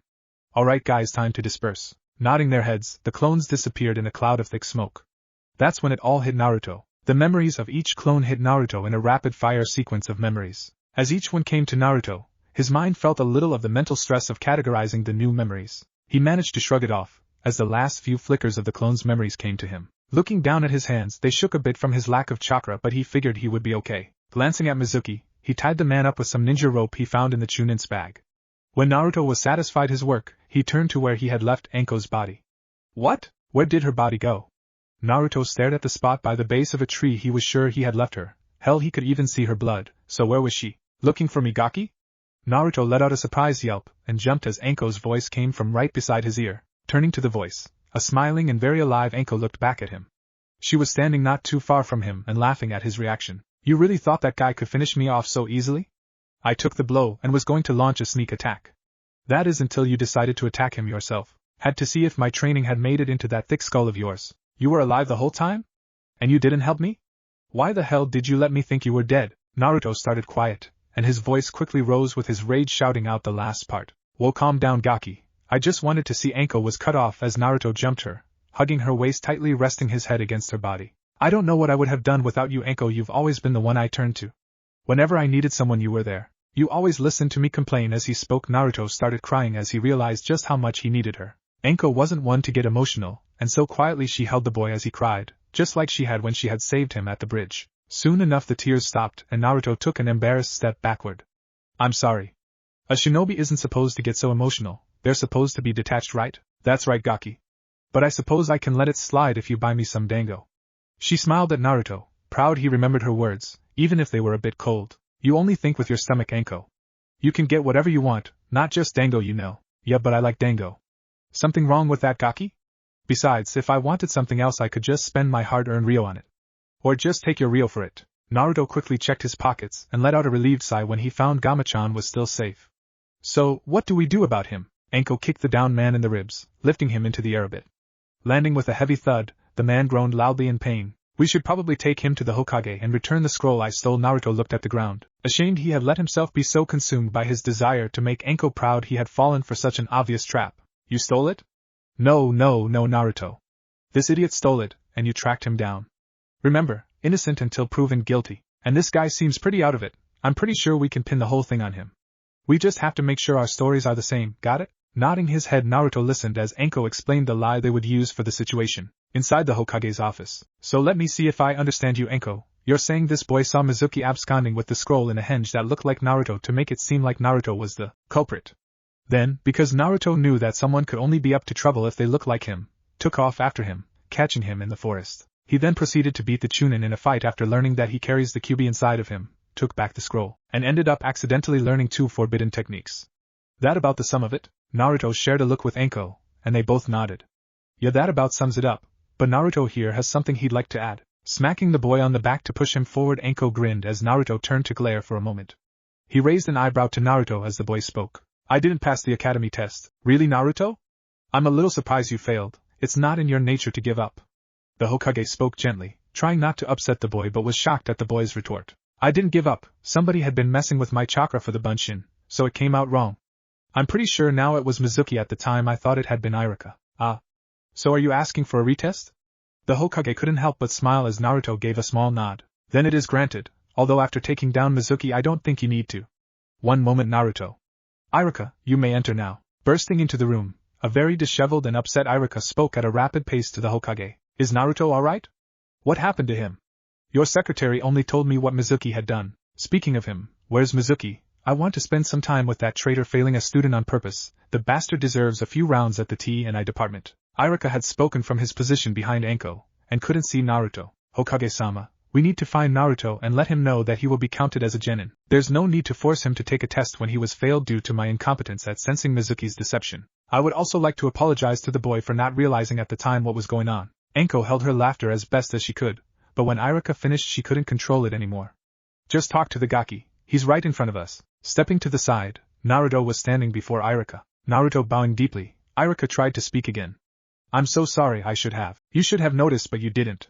Naruto's tone was harsh and bitter, but it changed as he added. I should have noticed that Mizuki was lying when he said there was another test. How about we forget the whole thing? I might just decide to take you up on that offer for Ichiraku ramen if you agree. We can forget both of our mistakes. Irika stared in open shock at the boy. You sure, Naruto? Naruto gave a slight shrug of his shoulders and thought for a minute before answering Irika. I like ramen, And you seem genuine about being sorry, so it wouldn't kill me to get some ramen, and you tag along. Fair enough? Anko was still trying to stop her chuckling at the spectacle of a grown man trying to apologize to a kid. Yeah, I'd like that, Naruto. Maybe I can redeem myself in his eyes. Maybe I could become a friend to him. He's alone just like I was at that age. So Naruto, I guess it boils down now to what do we do next? The Hokage had his hands together, and was eyeing Naruto. I still need a headband to prove I'm a genin, don't I? Naruto looked at the adults of the room, getting a nod from each as they thought about how they were going to just pull a leaf band out of nowhere when Iruka came up with an idea. Alright Naruto, close your eyes for a second. Yeah. How about no? Anko smacked the back of his head and Naruto winced. Ah, fine. No need to hit. Use your words, Anko. Again she smacked Naruto, but this time it was more than a light tap. Hey, don't give me a concussion, I'm closing my eyes, see? He did in fact close his eyes though. Iruka took off his own headband and put it to the boy's head, tying it into place. Alright, open your eyes. Opening his eyes he saw Iruka holding Naruto's old goggles, a happy smile on his face. What do you think? Fit alright? Iruka gave me his? Thanks Iruka-sensei.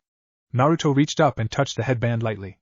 It's kinda strange getting to wear it when I failed. Naruto smiled lightly that he had somehow passed, even after falling into such an obvious trap with Mizuki. You may have failed creating the bunshin, but you created shadow clones. That is much more difficult to do, and so is the reinforcement technique he used. The Hokage looked at the three before him and decided that he needed to speak to Naruto alone. Anko, Iruka, please leave now so I might speak to Naruto privately. Iruka immediately turned and headed for the door, while Anko had a few indignant words she wanted to say. Why should I leave? What I say next is for Naruto's ears only. If he decides to tell you himself later, that is his choice. But I will not be questioned, Anko. I am the Hokage and you are a shinobi. Do not make it an order, please. Anko looked pissed as all hell, but after flashing a look at Naruto that all but said, you will tell me or pay, she walked out. Hokage-sama, what is it? Naruto was a bit confused as he had never seen the Sandaime so serious before. Naruto, the reinforcement technique is forbidden for reasons not mentioned in the scroll. Yes, it requires vast amounts of chakra to keep the clones from dispersing, but it comes at a greater price than that. Each time you use that jutsu, some of your chakra tears at the muscles in your hands. At first it isn't a serious problem, but the more you use the technique the more damage it does until finally your hands are rendered utterly useless. No more jutsu, no second chances. I could lose my ability to be a ninja just from one technique? After a wait of 1 week, you can use the technique again without risking your hands. But be warned, even with the waiting you can still lose them. Be careful with it. So should I just never use it? If the cost is so high, why would I even bother with it? I never said that, Naruto, but discretion is the better part of valor. Be careful with it. Another thing you should be aware of is that by reinforcing the clones, they can develop a mind of their own. A mind of their own? Alright, this just sounds like a horrible jutsu to use for extended amounts of time. Alright, Hokage-sama, I'll keep all that in mind. Is there anything else you want to say to me? Naruto was pretty sure he wouldn't, but it didn't hurt to ask. I wish I could tell you the truth of the jutsu, but once you know it can so much more easily capture you, it's not chakra that attacks you. It's the shadows you're trying to control. Be careful, Naruto, the shadows are a devastating ally and a deadly enemy. Yes. Be careful with Anko. She doesn't trust just anyone, and if you betray that trust, she can be quite the vengeful person. Naruto was confused as to what the Hokage was referring to, but by his laughter and dismissive posture, Naruto was all out of time. Walking out, Naruto closed the door behind him and was assaulted by a curious Anko. What did he say?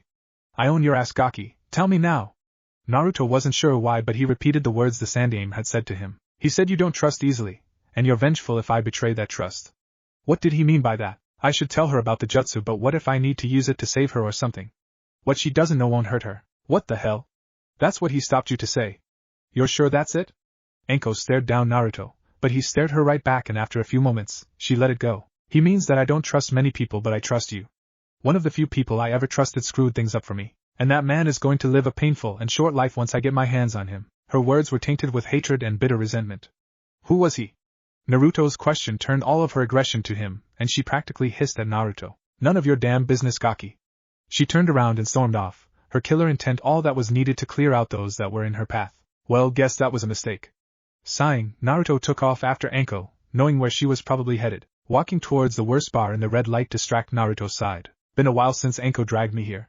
Looking up at the sign he read, he shook his head. The place always had a bad reputation, as those that weren't served at the other bars could always find a drink here. There was really only a few rules to the place, the first being if you pay, you get served. Legal limit wasn't a term the bartender cared for. The second important rule, anything that happened in the bar technically didn't happen.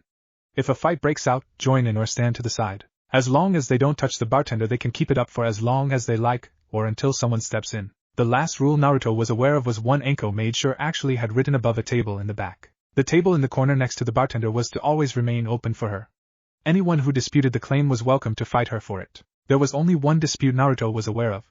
The man still didn't walk right or much anymore. Pushing open the door, Naruto started the short walk to her table. Standing next to the table, Naruto could see the bottles Anko had already bought, and was prepared to drink. Got room for one more, or does the sexiest kunoichi in Konoha? Cut the crap. Sit down and shut up or get out. Anko apparently wasn't in a mood to talk very much. Sitting across from her, Naruto watched her drink a couple of cups to try and cool down. So, care to talk? Slamming another drink, Anko sighed and shook her head. Not even close to drunk enough to do that gaki. To prove that, she took another shot of sake. Just let me drink. Naruto remained silent, instead opting to let her inebriation open her up like he was sure it eventually would. Naruto was in for a long night, sometime around midnight. Anko, I think you've had enough. 2 bottles of sake lay defeated before the angry might of Anko, but she still hadn't told him a word. I paid for all of these, I'm going to drink them, Naruto. If it's too late for you, go back to the apartment, and let me drink in peace. Again, Anko angrily drank sake, but she seemed to spill a little. Her hand-eye coordination finally falling prey to the might of the liquor. Can't, you saved my life again. Going to have to lug your drunk ass back home. First mission as a genin, take Anko out to drink and carry her drunk ass back. Documented and everything. Naruto held up a blank napkin, making Anko grin a bit. How much is the pay on it, smartass? Looking to the napkin, Naruto pretended to study it a bit. Says it's charity? Damn it, thought I would earn something for my first mission. Anko's smile went from barely there to barely noticeable. I've taught you better than that, Naruto. Never do anything for free. Especially anything you're good at. He might as well be considered good at it. He had dragged the drunk Anko home on several occasions. Well, when somebody like you owns my ass, I think it comes standard. Anko let out a light laugh, Naruto attributing it to the liquor finally making an impression on her system. Alright Anko, I'll make you a deal. Anko eyed him with a bit of suspicion. What kind of deal? Naruto smiled his own icy smile. We play a game. The stakes are if I win, I walk you home right now. If you win, I'll leave you to your drinks. How's that sound? Even drunk I've got better reflexes than the gaki. He knows that, so what is he playing at? Alright gaki, you've got yourself a deal. What's the game? Pulling over 3 cups from the side and a ball out of his pocket, Anko just stared. Really? There's no way in hell he can beat me at this. Putting the ball under the cup, Naruto shuffled them as quickly as he could. He was actually fairly decent, and Anko was almost drunk enough not to keep up. Almost. When Naruto finally settled the cups and smirked thinking he had won, Anko reached forward and picked up the middle cup, revealing the little ball. Nice try gaki, but you're not ready to beat me. Damn, guess you get what you want, Anko. Good night, I'll leave you to your drinks. Without so much as waiting for a reply, Naruto had already gotten up and left. Didn't need to run out of here gaki. She looked down at her sake and didn't really feel in the mood to drink anymore. Why do I care? The gaki lost, and I get to drink in peace. It's what I wanted. Another cup of sake poured and downed. So why do I feel like I would have rather lost this time? Looking at the other bottles, Anko sighed. She didn't feel like drinking until she passed out, so it was time to head home. Maybe I can catch Naruto. Downing her last cup, she left the table, an impressive 2 bottles and a half of sake defeated by the woman. She walked out the door, and looked around seeing if she could spot Naruto. He couldn't have gone far, right? It's just a few minutes difference. She didn't see him. Guess I'm walking home alone tonight. With that thought, Anko stumbled a little and started walking slowly back home. Had she not been so drunk, she might have noticed the 3 men following her, or the one worried boy that had been sitting on the rooftop watching her. Stupid gaki, why does he care who was my mentor? Why does he care why I don't trust someone? It's my past, my business, and shit, where's my place again? Looking around, Anko finally realized she wasn't sure just where she was. She had to reorient herself and figure out where her drunken stumble had taken her. Hey there, beautiful. What's a woman like you doing in a place like this? Not this shit, not in the mood to deal with morons. I'm too drunk to be nice, so about to kick your ass through some concrete if you don't leave me the hell alone. Anko turned to the male voice that addressed her and saw 2 men, one that seemed a bit red. He looked like a strong guy for a civilian. The fuck did you just say? If you're going to dress like a whore, you might want to avoid this part of town. There were few things that truly pissed off Anko. The list was short and quiet, easy to guess. The first, Orochimaru, the second being refused her daily amount of sake and dango, and the third, who are you calling a whore, punk ass? The tough guy was now noticeably redder while his buddy laughed at him. Looks like she's got a tongue on her, man. Maybe you should leave her alone. Listen to your friend. Might just save you some teeth. I'm not going to let some bitch talk down to me. Alright, that's where I draw the line. Time to break something. Anko stepped towards the 2 men, pumping some chakra into her arm and her fist to make the punch knock the man out. Then she saw both men smile, looking over her shoulder. In her drunken state, instead of looking back, she paused. That's when something heavy smashed into her temple. Anko hit the ground hard in a daze, and knew she was in for some trouble. A concussion and liquor did not make for great chakra control. She tried throwing a hand sign together, but with no notable chakra control she may have well just flipped the men off for all the good it did. Whatever it was that hit her was dropped to the ground, and she felt the man behind her yank her arms painfully behind her. Going to talk tough now, bitch? Even dazed and stunned as she was, Anko still managed to spit in the voice's general direction. After a second, she was rewarded with a satisfying hiss of anger. Too bad her satisfaction was quickly followed by the man backhanding her. You're in for it now, bitch. We were just going to have a night of fun with you, but let's see how you like being sold to a brothel. She felt the man grab her breasts, and her eyes were just focused enough to see the ugly sneer he had. Guess I should have taken Naruto up on that offer. Anko hung her head, but she wasn't going to give the man the satisfaction of seeing just how vulnerable she felt. What? Nothing to say, bitch? Again he struck her. Didn't you just call me a punk ass just a minute ago, bitch? Weren't you going to beat me through some concrete, bitch? Each time he called her a bitch he struck her harder. Well?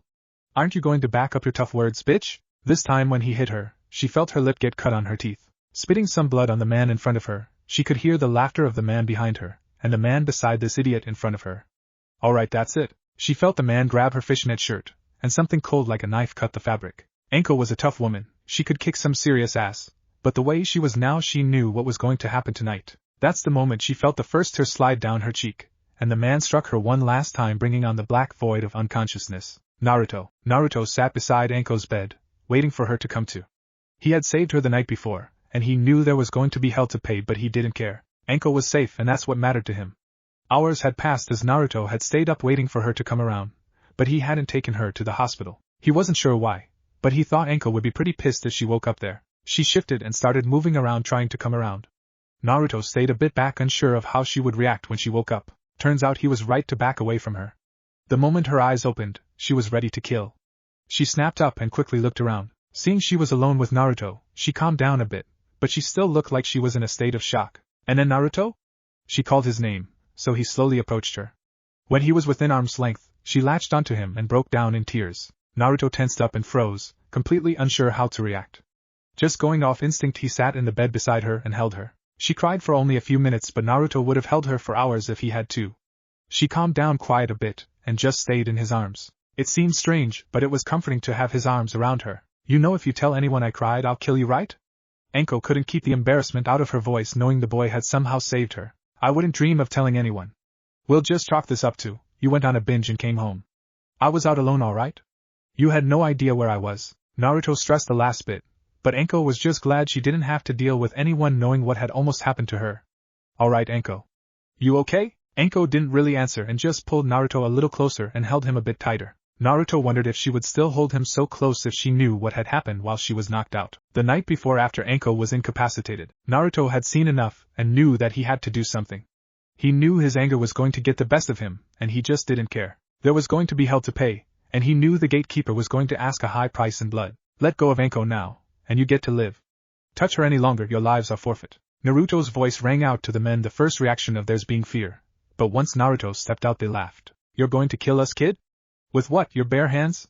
The one Anko assumed was the leader addressed Naruto, arrogant as when he spoke to Anko. Yes. First I'll kill him. Naruto pointed straight for the man holding the unconscious Anko. Then him. Pointed to, not the leader, but the man that had stood beside him, and finally you. Naruto ended by pointing at the leader. His voice was cold as he explained his simple plan. You made Anko bleed, and cry, and you refused to leave, so you're all going to die. Naruto had no emotion behind his voice anymore. He was just stating a simple fact. Fine kid, we'll kill you, then have some fun with this, Anko? The leader smirked. I changed my mind, I'm still going to kill you last, but it won't be quick. Naruto slowly walked forward towards the men. The men looked at the boy and something about him seemed off. Where the boy stood, the shadows seemed to follow him, molding after the boy taking his visage. He put his hands together, and suddenly 5 Narutos stood before the men. Dropping Anko, they turned to run from the demon boy, and saw 10 Narutos blocking the path behind them. Don't run. You'll die tired. They should have listened. They might have been able to fend off the shadow clones if they hadn't run. They might have survived the night. There was a lot of might-haves and maybes.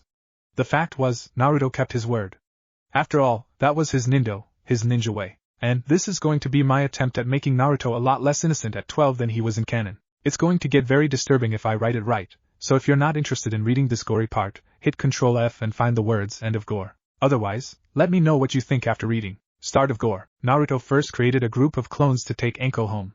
He had a promise to keep after all and would leave the clones to watch over her until he came back. Naruto managed to separate the three men, sending them each into a group of clones. The one that had held Anko was the first one Naruto attacked. 5 Narutos jumped him, bringing him down to his knees. He struggled and managed to throw one clone off, but after his sprint he was winded and the clone didn't even disperse. 3 Narutos held the man down and in place, not allowing him to move. Because you held Anko while that man beat her, I'm going to tear out your arms. Again, the same cold voice. This time though, it was the man that broke down and cried as he felt the onset of pain. The 2 other clones each grabbed an arm and lifted, bringing it up farther and farther. He struggled but he had no chance as suddenly his arms dislocated with the sudden push of the clones. He cried out in pain, screaming in agony. Naruto knew no one would come for the man. In this district you watched your own hide. The clones held the limp useless arms, and then pulled on them until he felt the muscle tear, and the man's cries turned from screams to whimpers of agony. Finally, Naruto fulfilled the statement he had made before. The man lay in the dirt, his arms several feet from him and his blood pooled at his shoulders and the useless stumps that were once his arms. The man had blacked out, so the clones took one last look at the scene and knew he wouldn't wake up from it. He would be dead before morning. The clones turned away and dispersed. The second man was a bit less brutal since he had only stood with his friends. Naruto only had to use 2 clones to attack the man, one to take his attention, the other to sneak behind him and slit his throat. He looked surprised as he fell to his knees, looking at the boy. Naruto wondered what the man's last thoughts were as the light went out from his eyes as the blood poured from the wound. Falling forward, the last vision the man had was of Naruto standing before him. There was no smile on the boy's face. Just the same grim demeanor he had before. The man fell into the dust, and his blood soon stopped flowing, leaving only a large pool. The clones looked to each other, and with a grim nod they dispersed. The last man, Naruto, let run a good distance. Naruto let him run until the leader seemed sure he had lost the boy. When he stopped, a clone dropped in front of the man, then another, and another. Soon enough 7 Narutos surrounded him. The leader looked panicked. After all, he had run until his lungs felt like they would catch fire. The Naruto stood at a distance and waited, confusing the leader. That is until another Naruto, the real Naruto, walked forward. Those there are my clones. I am the real one. I figured if I was going to kill you, I'd make it a little more personal. The man was afraid, and he had a damn good reason to be. LLL, look kid. I'm sorry. Whatever you want, it's yours. I've got money, thousands of Ryo, I'll give it all to you. I don't want Ryo. Naruto fell silent, stepping closer to the man. He stepped back, then was pushed forward by the Naruto clone at his back. Naruto could see the fear in the man's eyes. What do you want then? Anything, anything. Name it, it's yours. Naruto stepped forward again, this time with each word. What do I want?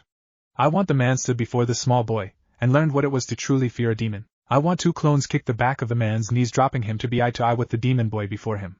Leaning forward, Naruto whispered into his ear, I want your soul. The man didn't even see the knee that hit him in the solar plexus. He keeled over from it, and felt an elbow smash into the back of his neck. It was hard enough to drop him to the floor, but not nearly enough to let the man pass out. 5 clones held him down as the real Naruto turned to the remaining 2.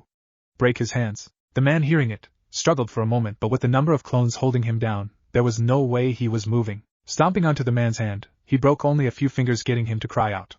Keep screaming. No one will come to save you. This night will be the last one you spend alive, but it will be the longest you've ever experienced. When the Shinigami takes you, he will know I marked your soul, and even he will feel pity for the broken husk that will be all that is left. With his head buried in the dirt, he knew there was nothing he could do to stop the boy, so he saved his strength, hoping to surprise the kid with a burst of strength and kill him. This kid doesn't know who he's dealing with. Your friends are dead now. The one that held Anko, I ripped his arms out of his socket. The one that was so silent, I cut his throat and watched him bleed to death. You're the last one. No way, they can't be dead, don't believe me? Alright, let's go see. The clones grabbed the man, and dragged him the short way to his first buddy, the alley where he had slit the man's throat. The man gasped when he saw his friend, the pool of blood proving the man's demise. Believe me now? They got to go quickly, you don't get that luxury. The man lost all thought, and only began to fight Naruto's clones.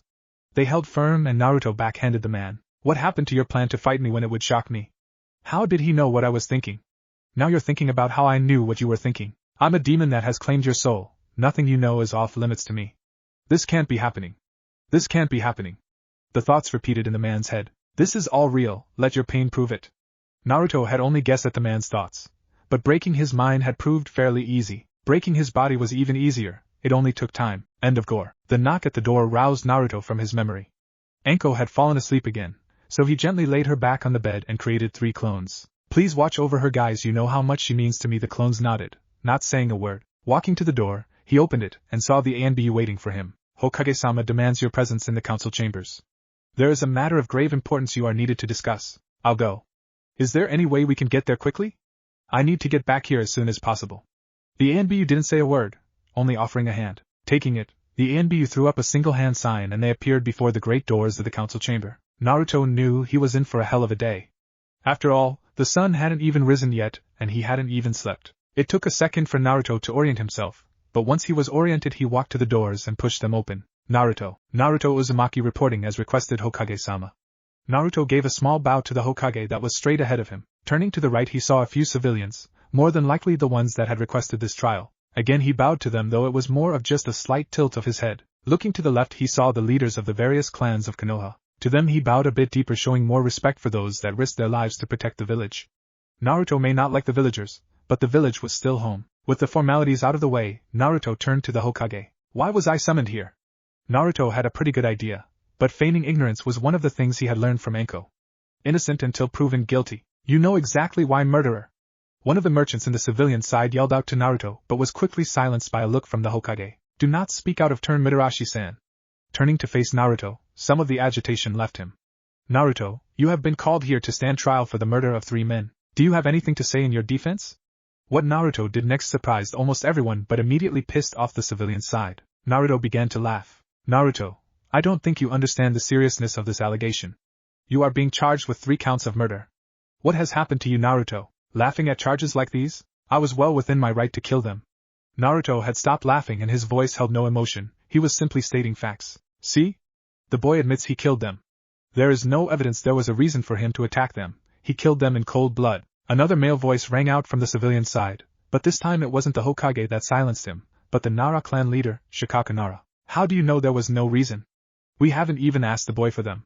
Turning to watch Naruto, the leader watched him and studied him. So how about it? What was the reason for their deaths, Naruto? Simple, they attempted to attack a shinobi of Konoha. They assaulted him repeatedly and did not heed the warning their lives would be ended if they didn't stop. Naruto again spoke with no emotion, but he stumbled over the word him and hoped the Nara didn't catch it. Naruto, who did these men attack? The Hokage knew the law that any shinobi may protect themselves and lethally so if need be, but it was hard to imagine Naruto had known beforehand. They attacked me? So I killed the 3 of them. The civilian side roared as the clan heads looked shocked. Only the Hokage managed to barely hold his composure. This can't be correct. Naruto failed the test to become a genin.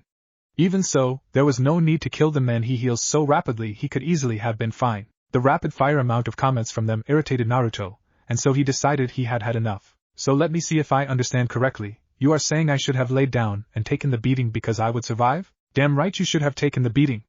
The man with the last name Mitarashi spoke again. Then how about this, I'll cut you 1,000 times, none of them deep or lasting with only a slight amount of blood loss. Then you can go to the hospital and instantly be healed of all those cuts. Would you sit there as I cut you or would you fight me, Mitarashi? The man paled at the comparison but still was defiant. That's not the same thing, and you know it, boy. Nodding his head, Naruto agreed. You're right. It's not the same, so let me take a piece of metal and smash it into your temple. Let me tear the muscles in your shoulders as I try and rip your arms from your socket. Let me put a knife in your belly and slowly drag it to the side. Naruto walked towards the man, stepping up onto the desk before he stood above the cowering man. Let me do all of that as just the beginning of your torment because I waited for an hour while they tortured me. So you know what? I don't care what you think, you villagers will not lay another damn hand on me. I am done being your fucking whipping boy. The next person to try and hurt me, I won't let die so easily as the 3 I killed. So go ahead, tell the villagers to fear me, let them know exactly what I did to those men. You always feared me, now you have a reason to be afraid. With that, Naruto hopped off the desk away from the man so pale he was almost white. Landing in the center, he turned on his heels and walked to the door, opening it. Looking over his shoulder at the council one last time, he added, "Goodbye, Hokage-sama."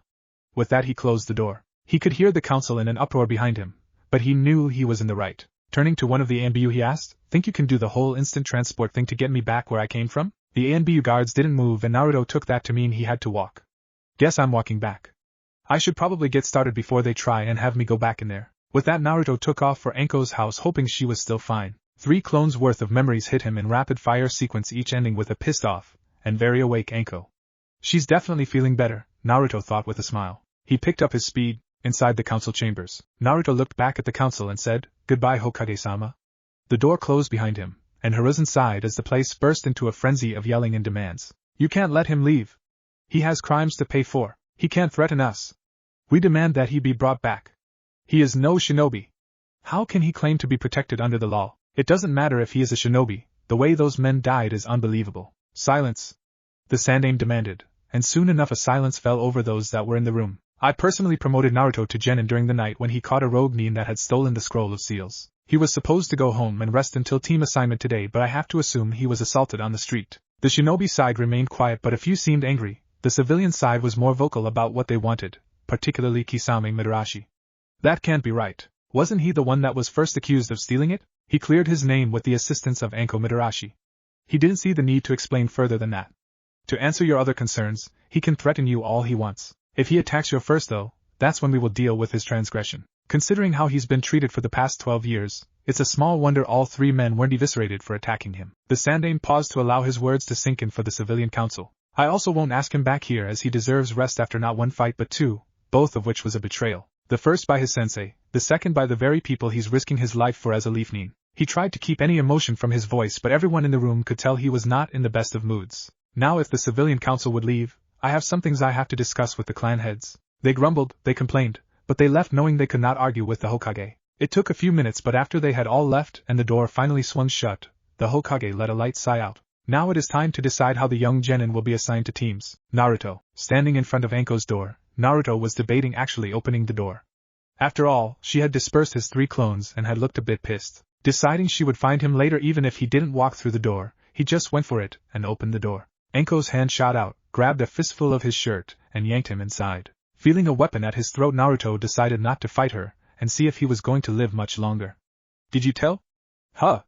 Did I tell what? Did you say anything about last night? Slowly he shook his head and Anko withdrew whatever was on his neck. Good.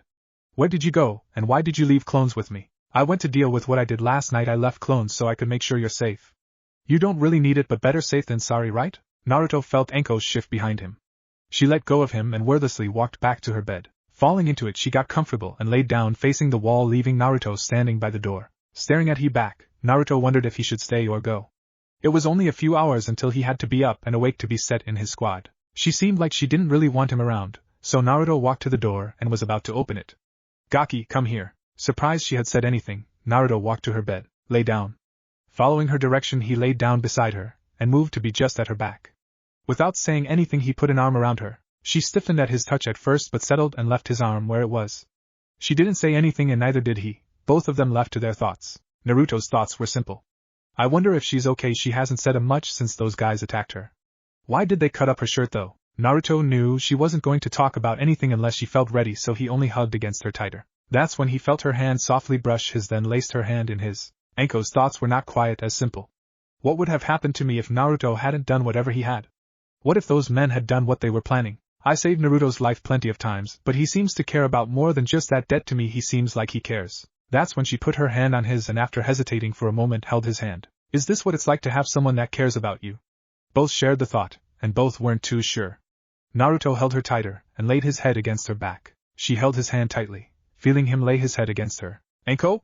Naruto barely whispered as he was kind of nervous about what he was going to ask, and partially because he was so close to her. Yagaki? Anko was just as quiet. Is this what it's like to love someone? Naruto could feel Anko's steady breathing and assumed she had fallen asleep, so he quietly added something he wasn't sure he could have said if she was awake. Because I love you. Naruto closed his eyes and let her steady breathing lull him to sleep. After all he had been through, it didn't even take him a minute to fall asleep. Anko, is this what it's like to love someone? She wasn't sure how to answer, so she stayed quiet. She hadn't ever been in love, so she didn't know. She waited, trying to think of something to respond with when what he said whispered next hit her.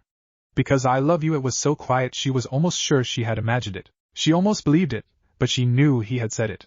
He loves me? The kid is only 12 and he doesn't know anything truly about me. How can he be in love with me? Maybe he just means he loves me like I'm family or something. She tried to rationalize it as best she could, but she knew that Naruto hadn't meant it like that. He loves me, the thought was in her mind, and she didn't know how she felt. She didn't let anyone get this close to her. But here was this boy half her age, and he was holding her, and she was holding his hand. She wasn't entirely sure how she felt about Naruto, but she knew one thing. He probably thought I didn't hear him. She wouldn't let him know she had heard, but it meant a lot to Anko. He might never know, but he's the only one to ever say something like that to me. Thank you. Naruto. Turning herself, she faced Naruto. She had let go of his hand and left it around her, so she put her arms around him and pulled him to her, letting him rest his head against her heart. Gaki, I wish I had helped you when you were younger. Maybe then we both could have had happier lives.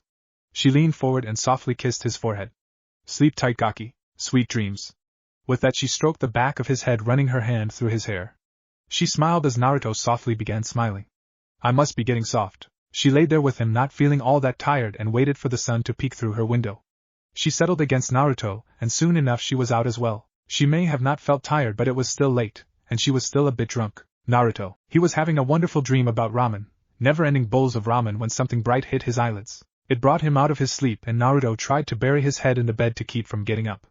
The bed was a lot warmer and softer than he was used to. Putting a hand under his head, he heard a very feminine moan. What the hell?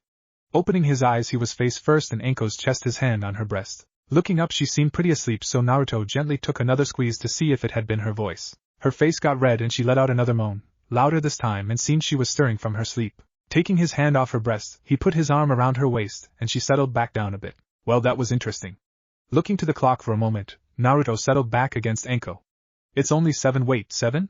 Shit! Naruto jumped out of the bed and straight for the door. Can't be late, can't be late.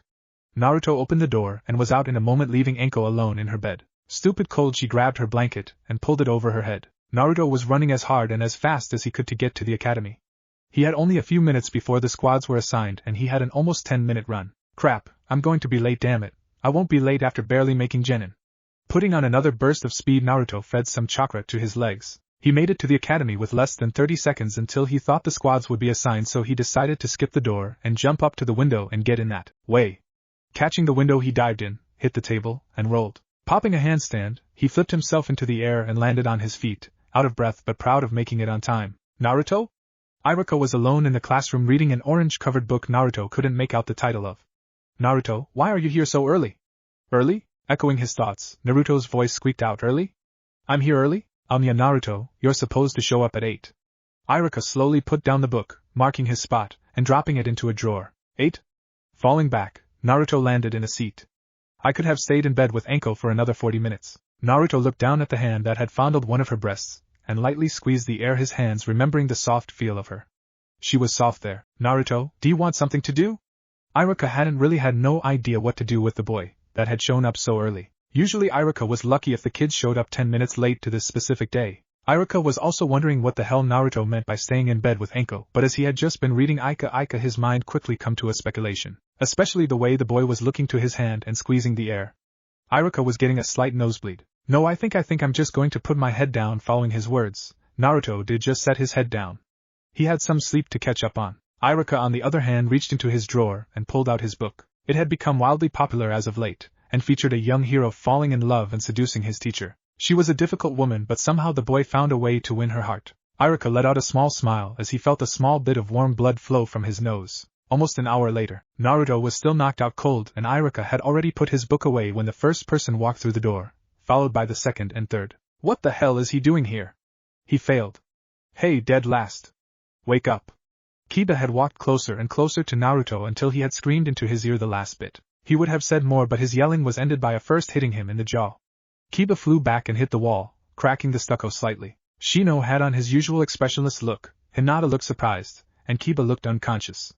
Akamaru tried to stir his master, yipping at him. It may not have been enough to rouse Kiba, but it pulled Naruto fully awake. What's going on? Naruto picked up his head and shook it a bit, pulling himself fully from his sleep. You knocked out Kiba in a single punch, Naruto. Shino answered the question as the others in the room were too shocked to. Shit, I heard yelling and punched. I thought it was just part of my dream. Naruto looked over at Kiba on the ground and the barking pup. He walked over to the down Inuzuka heir and picked him up, carrying him over to his usual seat. This is where he usually sits, right? The silent two at the front nodded and Naruto dropped him into the seat. There we go. Walking to his usual seat at the middle by the window, he dropped down and waited as the class slowly shuffled in. It took a while, but soon enough the class was in its normal rhythm. Sasuke at his side, one of the Sasuke fan club on the other. Today's lucky winner was Ino, and she was pretty pissed about Naruto's refusal to move. Baka! Move so I can sit next to my Sasuke-kun. Ino may not be as loud as Sakura, but she was a lot more determined. I like Ino, I'll make you a bet. I win, you leave me alone. You win, we switch. How does that sound to you? Ino squealed, so Naruto took it as a yes. Alright, to make it fair, I'll give you 2 chances. I'll bet something, then you can. So I bet you won't kiss the next person to walk through those doors. Ino turned and waited for the next person. A very disgruntled and pissed Sakura opened the door and stepped through. Slamming it behind herself, she didn't even look at Ino, taking a seat as far to the back as she possibly could and emanating waves of anger and hatred. No one dared to say a thing to her, even going so far as to vacate the seats immediately around her. So, do I win? Naruto smiled, knowing he had won the wager, but wasn't so eager as Ino made her bet.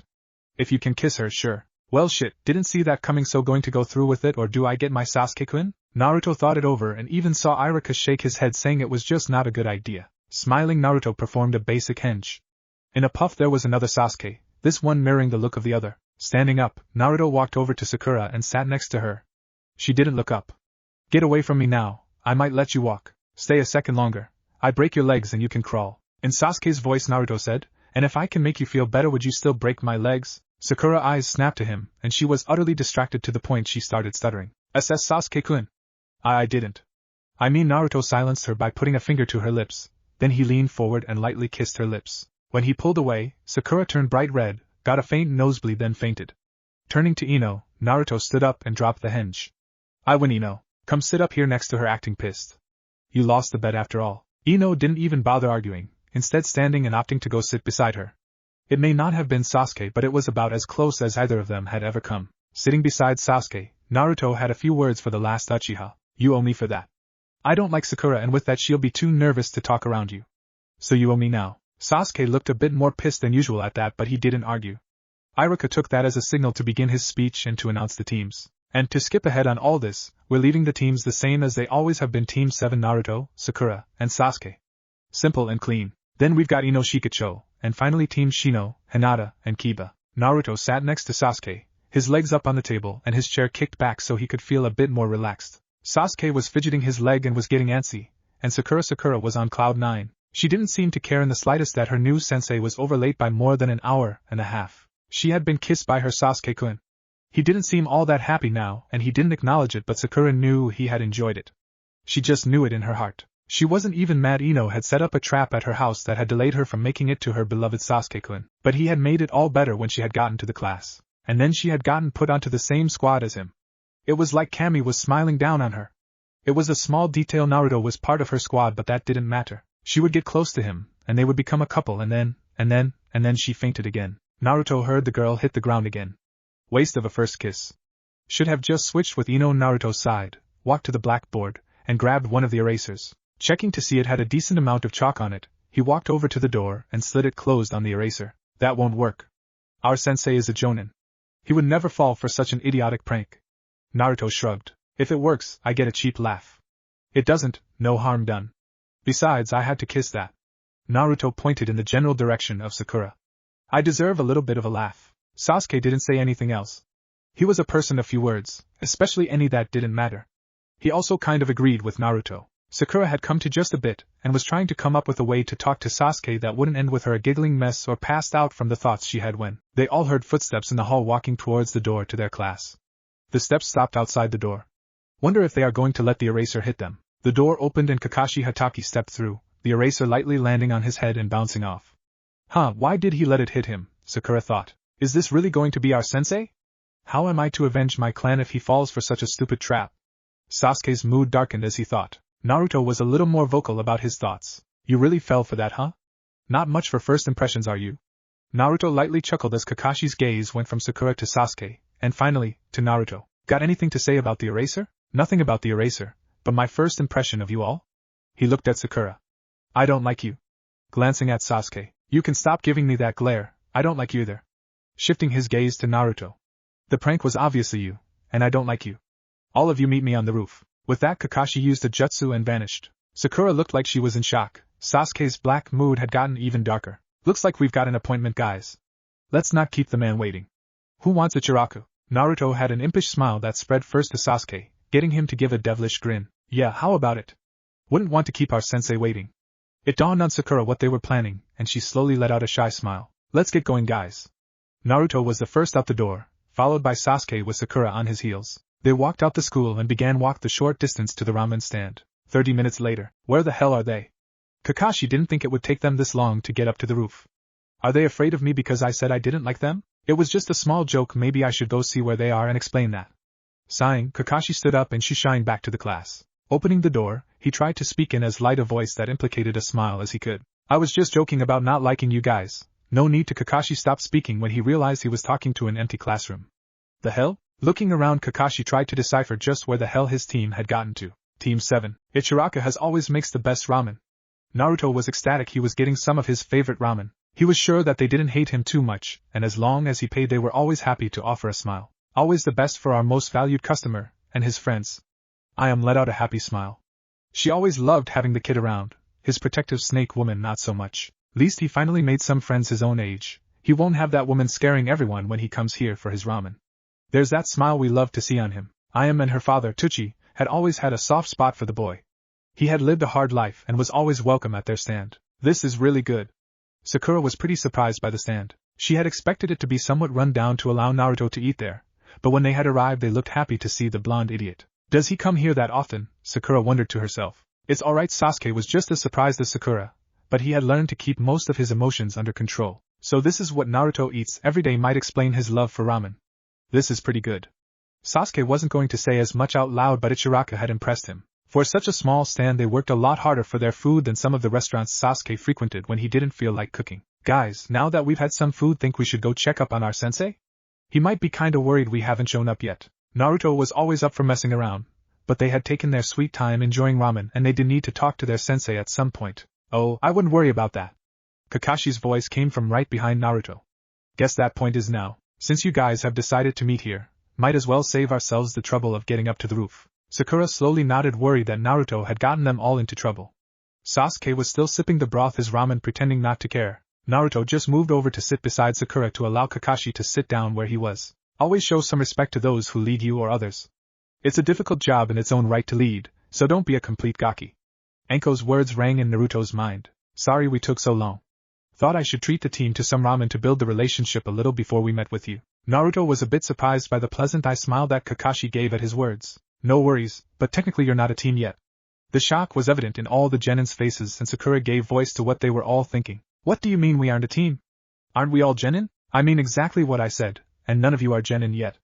Kakashi gave a light pause for dramatic effect. He was a bit disappointed when it seemed Sasuke had regained his composure, and so Kakashi only had the rapt attention of Naruto and Sakura. 2 out of 3 isn't too bad. You have to pass the real test to become Genin. Real test? I thought the academy test we passed was the only Genin test. Now Naruto was confused and a little irritated. He wasn't happy how much this was sounding like Mizuki's trap. Naruto didn't believe that it was a trap, but he wasn't going to be caught off guard if it was. The academy test was to see if we were capable of being Genin, and your test is to prove that we should be Genin. That about right. Sasuke's answer was exactly spot on. Kakashi nodded at the Uchiha. Yes, that's exactly correct, Sasuke. Many people have the ability to be a Genin, but not nearly as many are actually ready for the reality of it. My test is to see if you are, but before that, we'll be learning a bit more about each other. As in your name, hobbies, likes, dislike, and your dreams for the future, that kind of stuff. Kakashi figured that should be enough information to get a read on the kids before him. Sensei, why don't you show us what you mean? Sakura was curious as to what he would say, and even Sasuke set down his bowl to listen. Guess I can tell them a few things. Alright, my name is Kakashi Hatake. For hobbies I have some. I like many things. I don't dislike as many. As for my dreams, I don't feel like telling you. The students looked a bit deflated at that answer, each realizing that he had really only told them his name. Pointing at Sakura he said, You're next, Pinky. A little insulted by the nickname, Sakura did her best to answer. My name is Sakura Haruno. My likes are looking to Sasuke. A light blush came to her face. My hobbies are again looking to Sasuke. Her blush deepened and she gave a light giggle. My dreams for the future are. She took one more look at Sasuke and she turned a deep shade of velvet. And I hate Naruto Baka, and Ino Pig. With that she sat down. Okay, love one teammate and hate the other, huh? Just perfect, your turn. Kakashi pointed at Sasuke as he just finished the broth. My name is Sasuke Uchiha. I don't like much. I dislike a great many things. I have no hobbies. I have no dream. As one does not act on dreams, I have an ambition. A vision. I will destroy a certain someone and bring back the might of the Uchiha clan. Sasuke glared, and Kakashi worried for the boy. The life of an Avenger is only a fool's choice. Don't let your hatred consume you or you'll find you're more like the one you want to get rid of. Sighing, Kakashi lastly pointed at Naruto. Your turn. Please let him be semi-normal. Kakashi let a silent prayer go to Kami. Kami had a great answer for him. My name is Naruto Uzumaki. My hobbies are drinking, gambling, and kicking the ass of anyone that tries to start a fight with me. My likes are sake, dango, ramen, and Anko. My dislikes are hangovers, screaming women, and anyone who tries to hurt Anko or me. My dream is to be left alone. To be something that makes the village respect me and ashamed of how they once treated me. I'll be whatever I need to be for that to happen. Naruto gave a wide smile at the last part. Not a normal one in the bunch, not a single one. Guess that's not too unusual for a ninja. Normal equals dead, so at least these three seem somewhat unique. Alright, guess that works for introductions. Last thing I need to tell you, the test is tomorrow at dawn. It'll be at training ground 7 and don't bother eating, you'll only puke it up. With that, Kakashi stood and walked away from the genin. Maybe they'll be the first to make it through my test. Snorting, Kakashi took out his Ika book. Not likely the way those three act, but you never know. Leaning into his book, he walked home reading the latest book in the series. So far the main character had been captured and his jailer was a very attractive and young woman. So it's a mind game you wanted to start with. Interestingly, underestimate you, then follow your orders without question. What game are you playing, Hataki-san? Guys, I'm heading home. I'll meet you there. Naruto stood from the stool, leaving enough money for all their meals. The two hardly said a word as Naruto left. Instead, Sasuke was trying to think of how to get home without Haruno following him, and Sakura trying to find a way to accomplish the opposite. Sasuke-kun, would you like to walk me home? She thought maybe something simple would get him to come along. After all, they had shared a kiss, so maybe they would share another at her doorstep. The possibility made her giggle and told Sasuke what she was thinking. That wasn't me.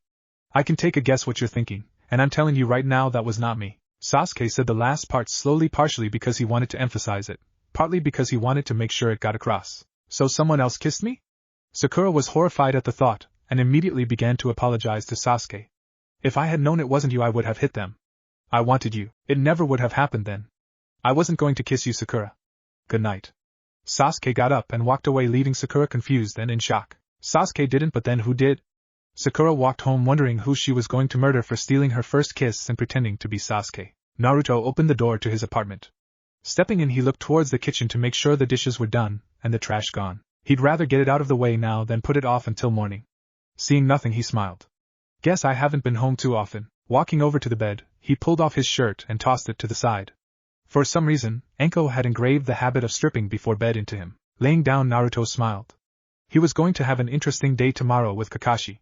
After all, he had learned a few things from Anko about mind games. The next day, 1 hour after dawn. Where the hell are they? Sakura was hungry, tired, and pissed. Sasuke remained silent, correctly assuming Sakura had done the same as him and followed the instruction not to eat. It was an hour after Kakashi had said to meet, and neither Naruto or Kakashi were anywhere to be found. That changed to just Kakashi when Naruto suddenly appeared walking towards the duo carrying a large backpack. Hey teammates! How are you doing? Naruto was smiling happily as he walked towards the two staring daggers at him. Didn't eat, huh? That's what Kakashi-sensei told us to do. Then how about this? He said to get here before dawn, right? Where is he? Naruto looked around, acting like he expected to see the man. He isn't here. Sasuke decided to answer to keep Sakura from yelling. He wasn't in the mood for it. Then I guess he won't notice if you have some food. Surprising them both, Naruto dropped the backpack and started pulling out random dishes along with rope and other ninja tools. The containers over there have some breakfast foods, and so pop them open and have at them. Naruto pointed at the dishes he had tossed out along with a few more containers of other things. Sasuke and Sakura each took a dish and started packing it down. This is pretty decent. Did Naruto cook this? Sasuke looked at Naruto with a small amount of respect. Still dead last of the class though, so he'll probably drag us all down. Smirking, Sasuke quickly finished the meal. Sakura was a little more refined and took longer to finish her food, but was just as shocked to find the food bearable. Did Naruto cook this? I thought he only ever had ramen. She didn't say it, but she was happy that he had brought the food. Naruto was busy going over what he planned to do to make Kakashi squirm, and hoped that he had the right idea of what Kakashi wanted. Guess we'll find out when he gets here. Naruto gave a small smile, wondering if anything he had planned would work. After he had checked all his gear, all there was to do was wait for Kakashi. 10:45 a.m. The three had passed the time by various means. Naruto had fallen asleep underneath a tree, Sakura had been coming up with plans to get together with Sasuke, and Sasuke had been brooding. Kakashi appeared before the three of them with his usual calm demeanor, and his classic eye smile. Hey there. I came across a black cat and had to walk all the way around the village where I came across an elderly woman that looked in need of some help, and the excuse was pretty long and Sakura and Sasuke started to tune it out. Kakashi sensed he was losing his audience, and just decided to get along with the test. Sakura, please wake up, Naruto. We're about to begin the test. Sakura quickly jumped up and walked over to Naruto. Naruto Baka, wake up. She called out to him as she came closer, stopping beside him, stooping to shake his shoulder. Baka, wake up. Shaking him a bit more roughly, Naruto started waking up. Damn it, Anko, I didn't buy any today. Let me sleep a little longer. Shifting, Naruto moved out from under her hand and curled against the tree. Who the hell is Anko, and what didn't he buy that should let him sleep longer? Sakura thought from a moment, and went so red, rubies were jealous. As her nose began to bleed, she stood up and walked back over to Kakashi. He awake? Kakashi was a little surprised as Sakura walked right by him and sat down in the grass. Why is she so red? Sighing, Kakashi guessed it was up to him to wake Naruto. Sasuke, go check on Sakura and see if she has a fever. She was pretty red and I think I saw blood on her lip. Sasuke glared at Kakashi but followed the order. Kakashi walked over to Naruto and shook the boy, trying to wake him. Naruto. Time to wake up, time to take the test. The hell, Kakashi-sensei, when did you get here? Naruto rubbed his eyes, trying to wake himself up. Guess we're about to take the test, right? Yeah, but what did you say to Sakura? She seems pretty dazed right now. Kakashi was more curious about what the kid had mentioned in his sleep about Anko. Nothing. Just thought she was Anko, so I told her I didn't buy sake. Why? Naruto looked confused, as did Kakashi. Why would she get red over that? Well, it wasn't Kakashi's problem. Straightening out, he walked back over to where Sasuke was kneeling and Sakura was sitting. Alright. Sakura, are you alright now? She gave a light nod of her head. Yeah, I'm fine, Kakashi-sensei.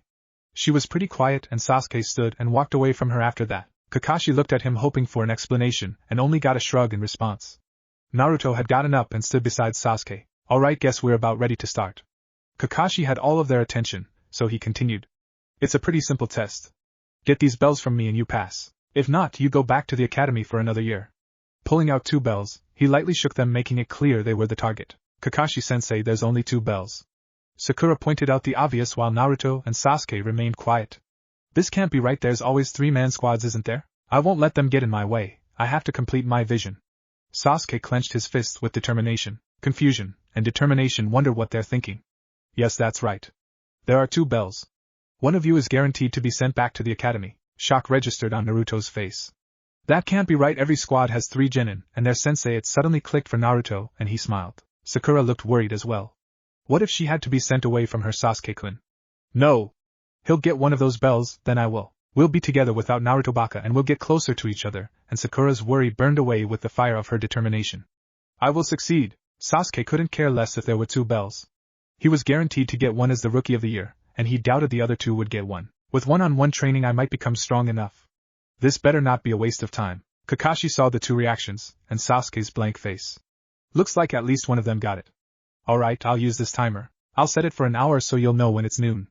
If any of you can get a bell by then, you're safe. Remember to attack me as if you intend to take my life. That's the only way you'll get a bell.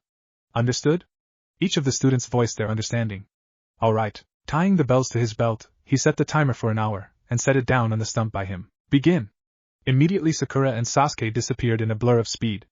Naruto was left standing before Kakashi, looking around for his teammates. You understand you're supposed to hide, right? Why?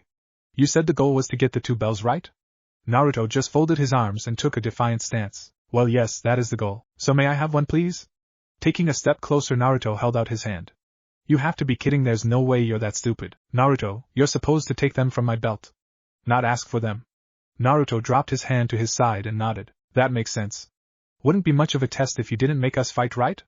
Especially after the whole come at me with lethal intent thing, right? Naruto slowly smiled, and for some reason, Kakashi felt his blood chill just a little. Just remember, you asked me to kill you. With that his grin widened and he laughed maniacally before dispersing. A shadow clone? Where is he then? Kakashi tried to act casual and flipped out his book. May as well get some reading done. They won't attack for a bit. What was that Baka thinking? Just asked for the bell like that, and what did he mean by Kakashi-sensei asked to be killed? There's no way he can think he could kill him. Sakura spoke to herself silently, trying to reason out what was going through the blonde idiot's mind. I meant I'm going to kill him, Sakura. Naruto's cold voice came from beside her, and she almost squealed before he put a hand over her mouth.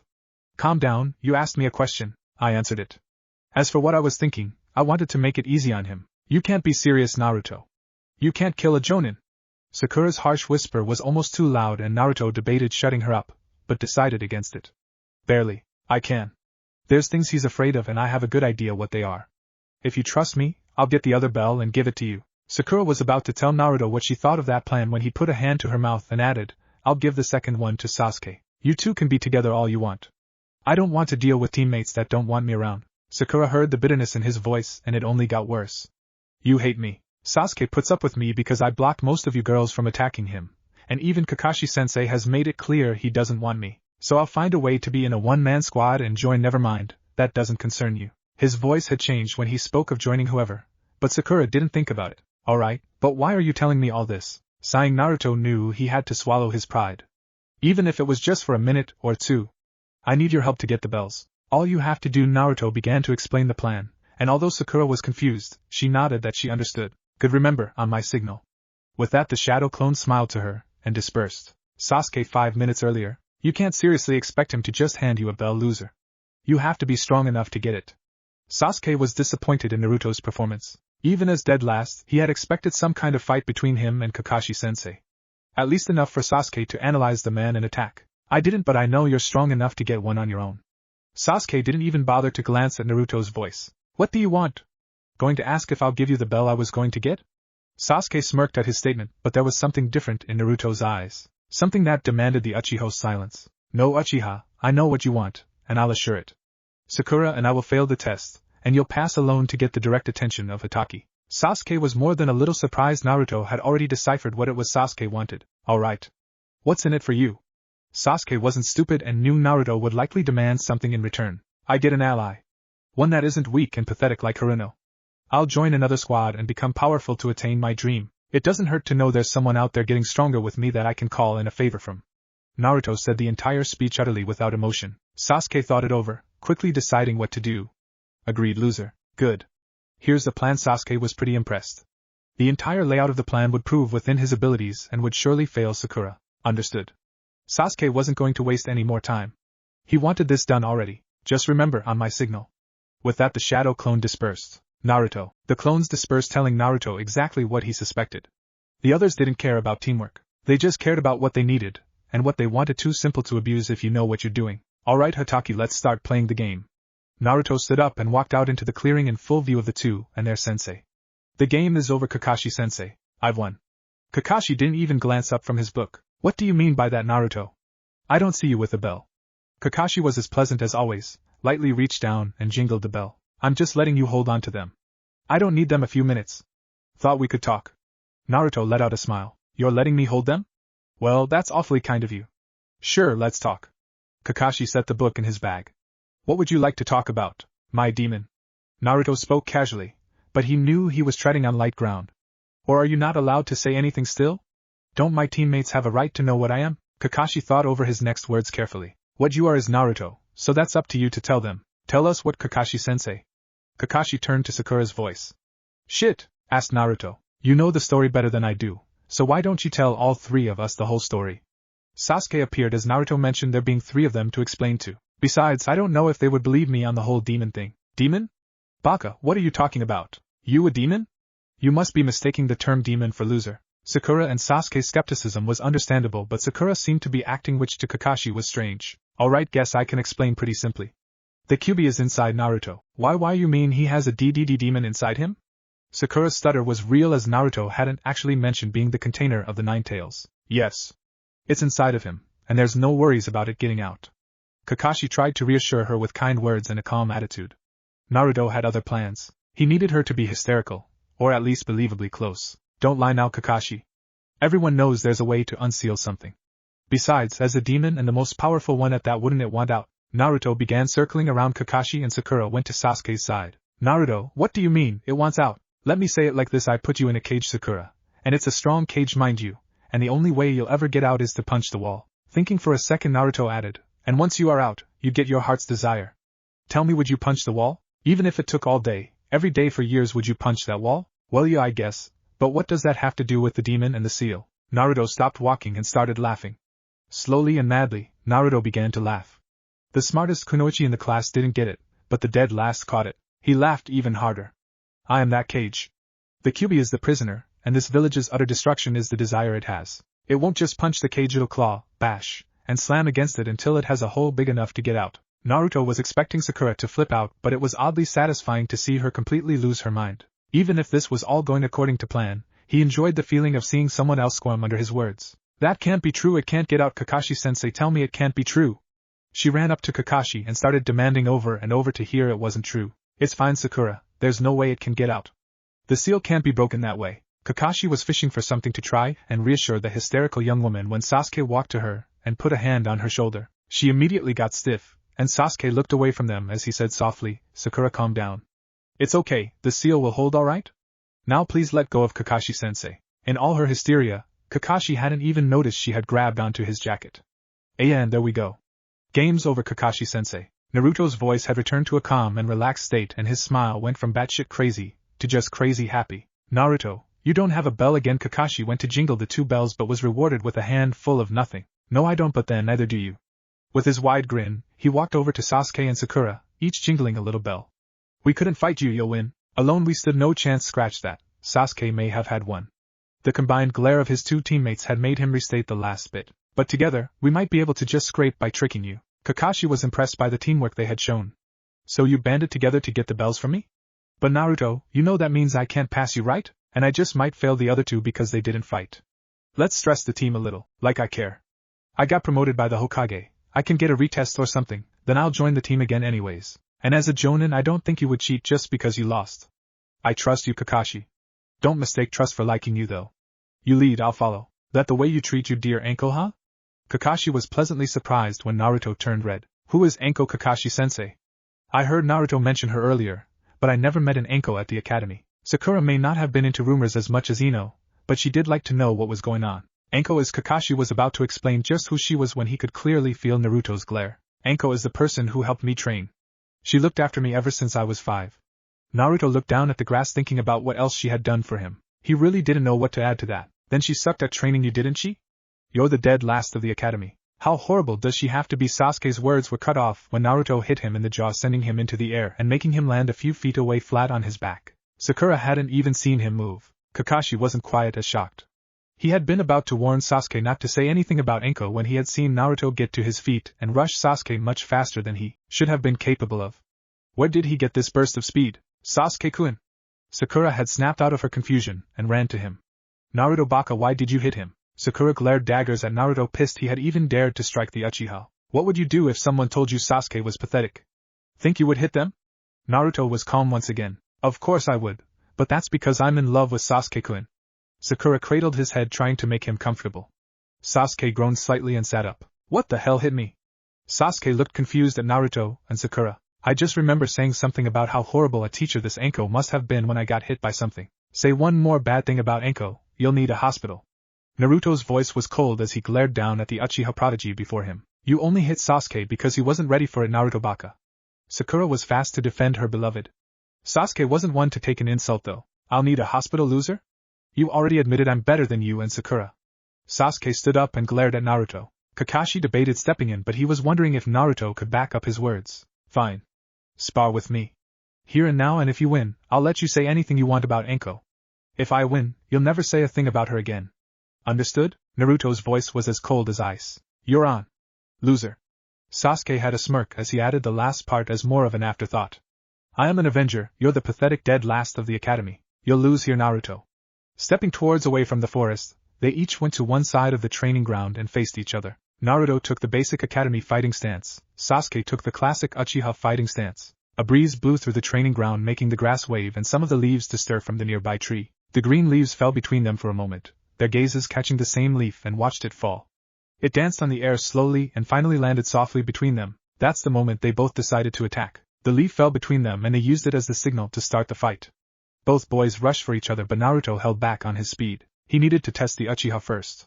They reached each other in the blink of an eye and Naruto telegraphed a bunch. Sasuke blocked it easily, and brought his leg up to kick Naruto's exposed ribs. Jumping away, Naruto had enough information on Sasuke's speed. He needed to see what else the Uchiha could do though. At the academy, Naruto hadn't seen the full extent of what Sasuke was capable of. He only knew how hard he could hit from their occasional sparring. Using a few simple hand signs, Naruto cried out, wind style, air bullet jutsu. 3 pellets of air flew towards Sasuke, the only visible part of them being the wake they left behind.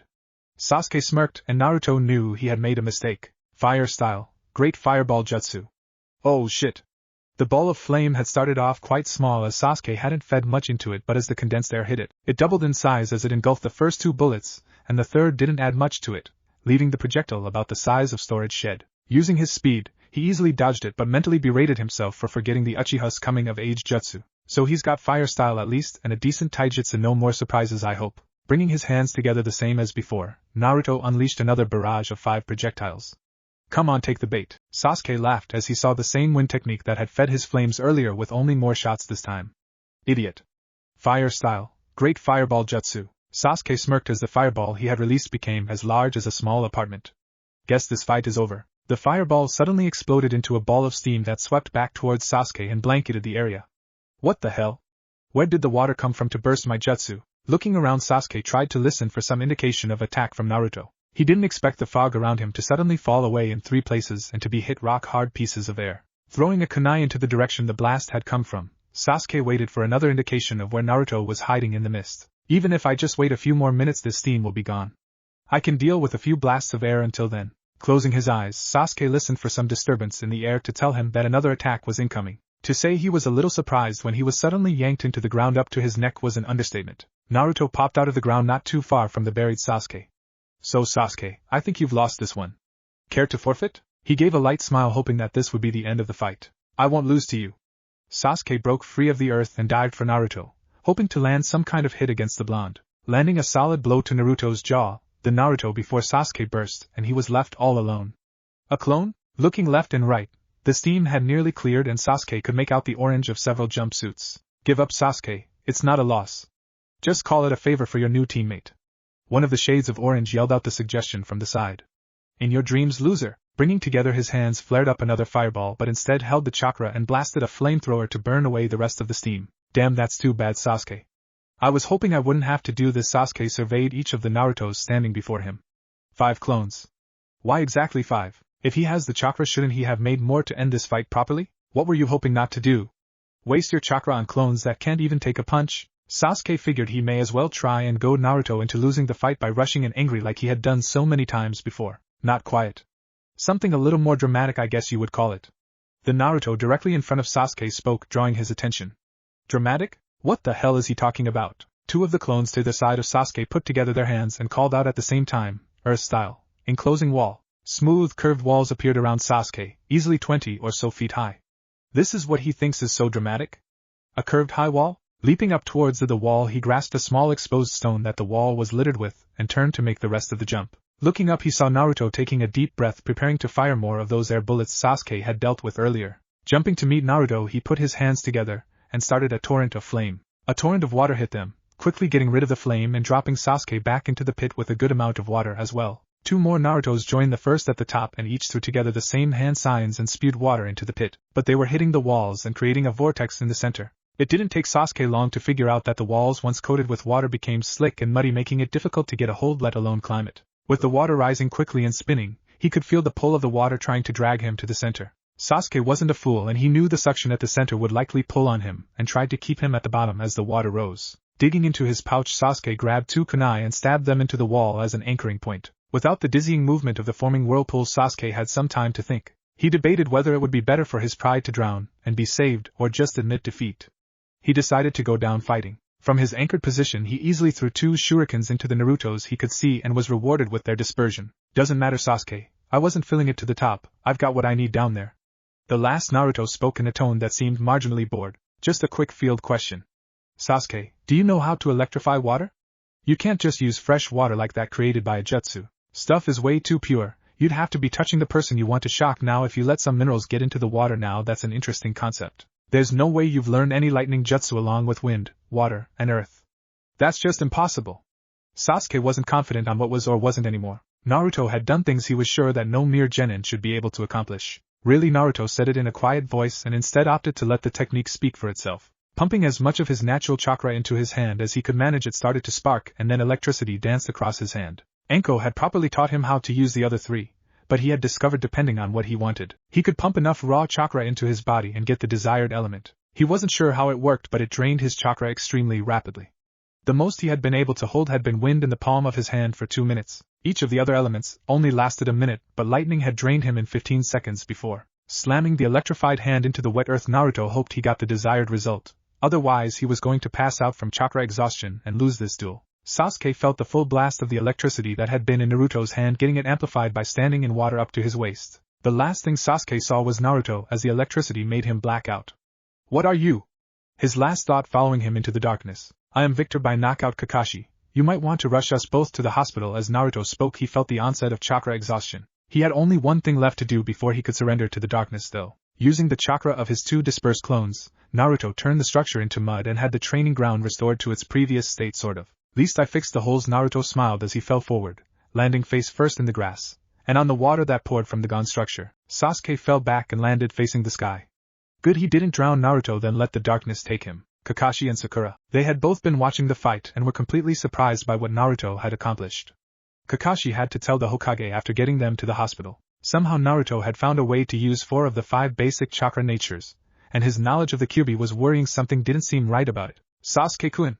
Sakura had finally stopped being dazed and ran to the boy, checking him to see if he was alright. He was breathing and seemed fine, but cloth immediately attached to any metal had been charred and the bag that had held his kunai and shurikens had a nasty black hole burnt through it. Cradling Sasuke, Sakura checked his heart rate and a few other things. She had been taught the basics of first aid care. Kakashi-sensei. Sakura looked to her leader and wondered, can we trust Naruto? He just attacked Sasuke over something stupid, and is it really only a matter of time before he loses and then we'll all die? Kakashi-sensei, is Naruto staying on our team? He could easily hear the fear in her voice, and sighed. This had been the exact reason the Hokage had forbidden anyone from telling the young genin he may have been assigned with to a squad. This is the fear we can't let Naruto see. If he sees any more behavior like this, we just might lose him completely. I can't let that happen. Sakura, head to the hospital to get some medicine. He'll be fine. Make sure you tell no one of the details of what happened here and what Naruto said about his seal. Do you understand? Kakashi prayed. The young girl really did when she nodded and took off into the distance. Kakashi did what he could for his 2 young students, and wondered if the 2 of them really would be alright. Sakura. She only worried for one person as she ran down the streets of Konoha as fast as she could. Naruto had somehow managed to beat Sasuke by doing things he shouldn't have been able to.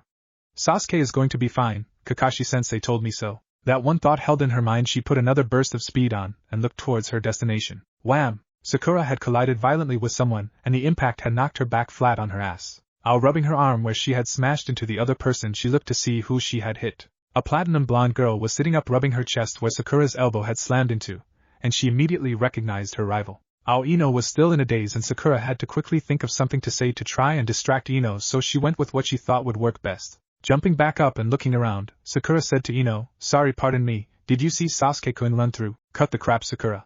You're not sorry, and Sasuke didn't come running by here. You're a horrible liar. What are you running for? Ino dusted herself off and glared at Sakura. That had hurt like hell, especially since she had only just finished her genin test with the Suma-sensei.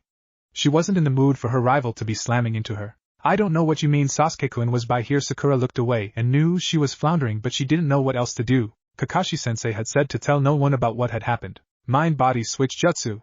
Ino figured the jutsu had been made for intelligence gathering, and she wasn't in the mood for Sakura to lie to her. Ino's body slumped and fell over as she had only invaded Sakura's mind instead of switching their bodies. In less than a minute she had shifted through Sakura's day all the way up to the present moment. Ino then dropped the jutsu and returned to her body. I have to go tell the others, she whispered it to herself, and in the state Sakura was in after having her body stolen, she could only shift her weight and try to sit up. I kept my word. I never said anything. She rationalized it to herself as she finally got her legs back in order and took off for the hospital. It wasn't her problem what Ino said after all. Hospital room 226. 3 hours after Ino, Sasuke groaned as he came to.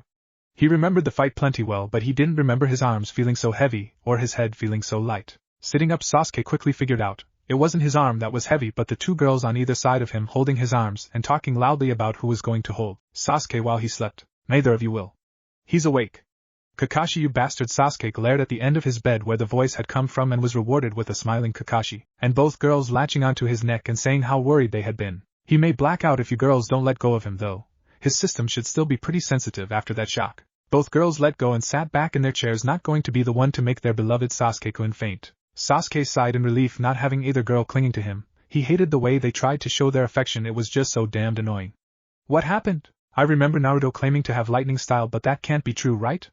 He can't have the reserves to do anything like that, right? Sasuke, he also shouldn't have the chakra to create a 20-foot wall and flood it, but he did that too. Everything we actually know about Naruto now is just guesswork thanks to that little match you had with him. Is one of those things he has a demon inside him? Everyone turned to Ino. I went through Sakura's memories when she ran into me today. I found out about Naruto and went and told everyone else. We had a right to know about him before anything like this happened. What if he had hurt Sasuke today? Sakura had thought almost the same thing but didn't say it as Kakashi slowly walked up to Ino. You told everyone? Define everyone now. Kakashi had his signature eye smile, but there was something sinister lingering under it. All the other genin we deserved to know, didn't we? That Naruto is a monster. Ino spoke with a small voice but still tried to give reason to what she had done. A monster, huh? Guess that's what everyone thinks when they find out. I told my team because I did think they deserved to know. From the dividing screen, Naruto's voice was calm and held just a hint of sadness. Alright. I can understand that.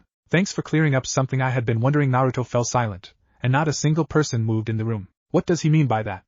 Sakura and Ino wondered the same thing, but Kakashi and Sasuke both had some idea what he meant. Kakashi had spoken to the Hokage earlier, but he hadn't seemed too worried about Naruto's growth as a ninja, just impressed. He had dismissed it as Anko telling Naruto to hold back during the academy, nothing more. When Kakashi pulled back the screen to ask Naruto if he was alright, the bed was empty and the window was open. Naruto was gone. Ino, I hope you realize what it is you've done here. Kakashi was surprised that Sasuke had spoken up for his teammate. What do you mean, Sasuke-kun?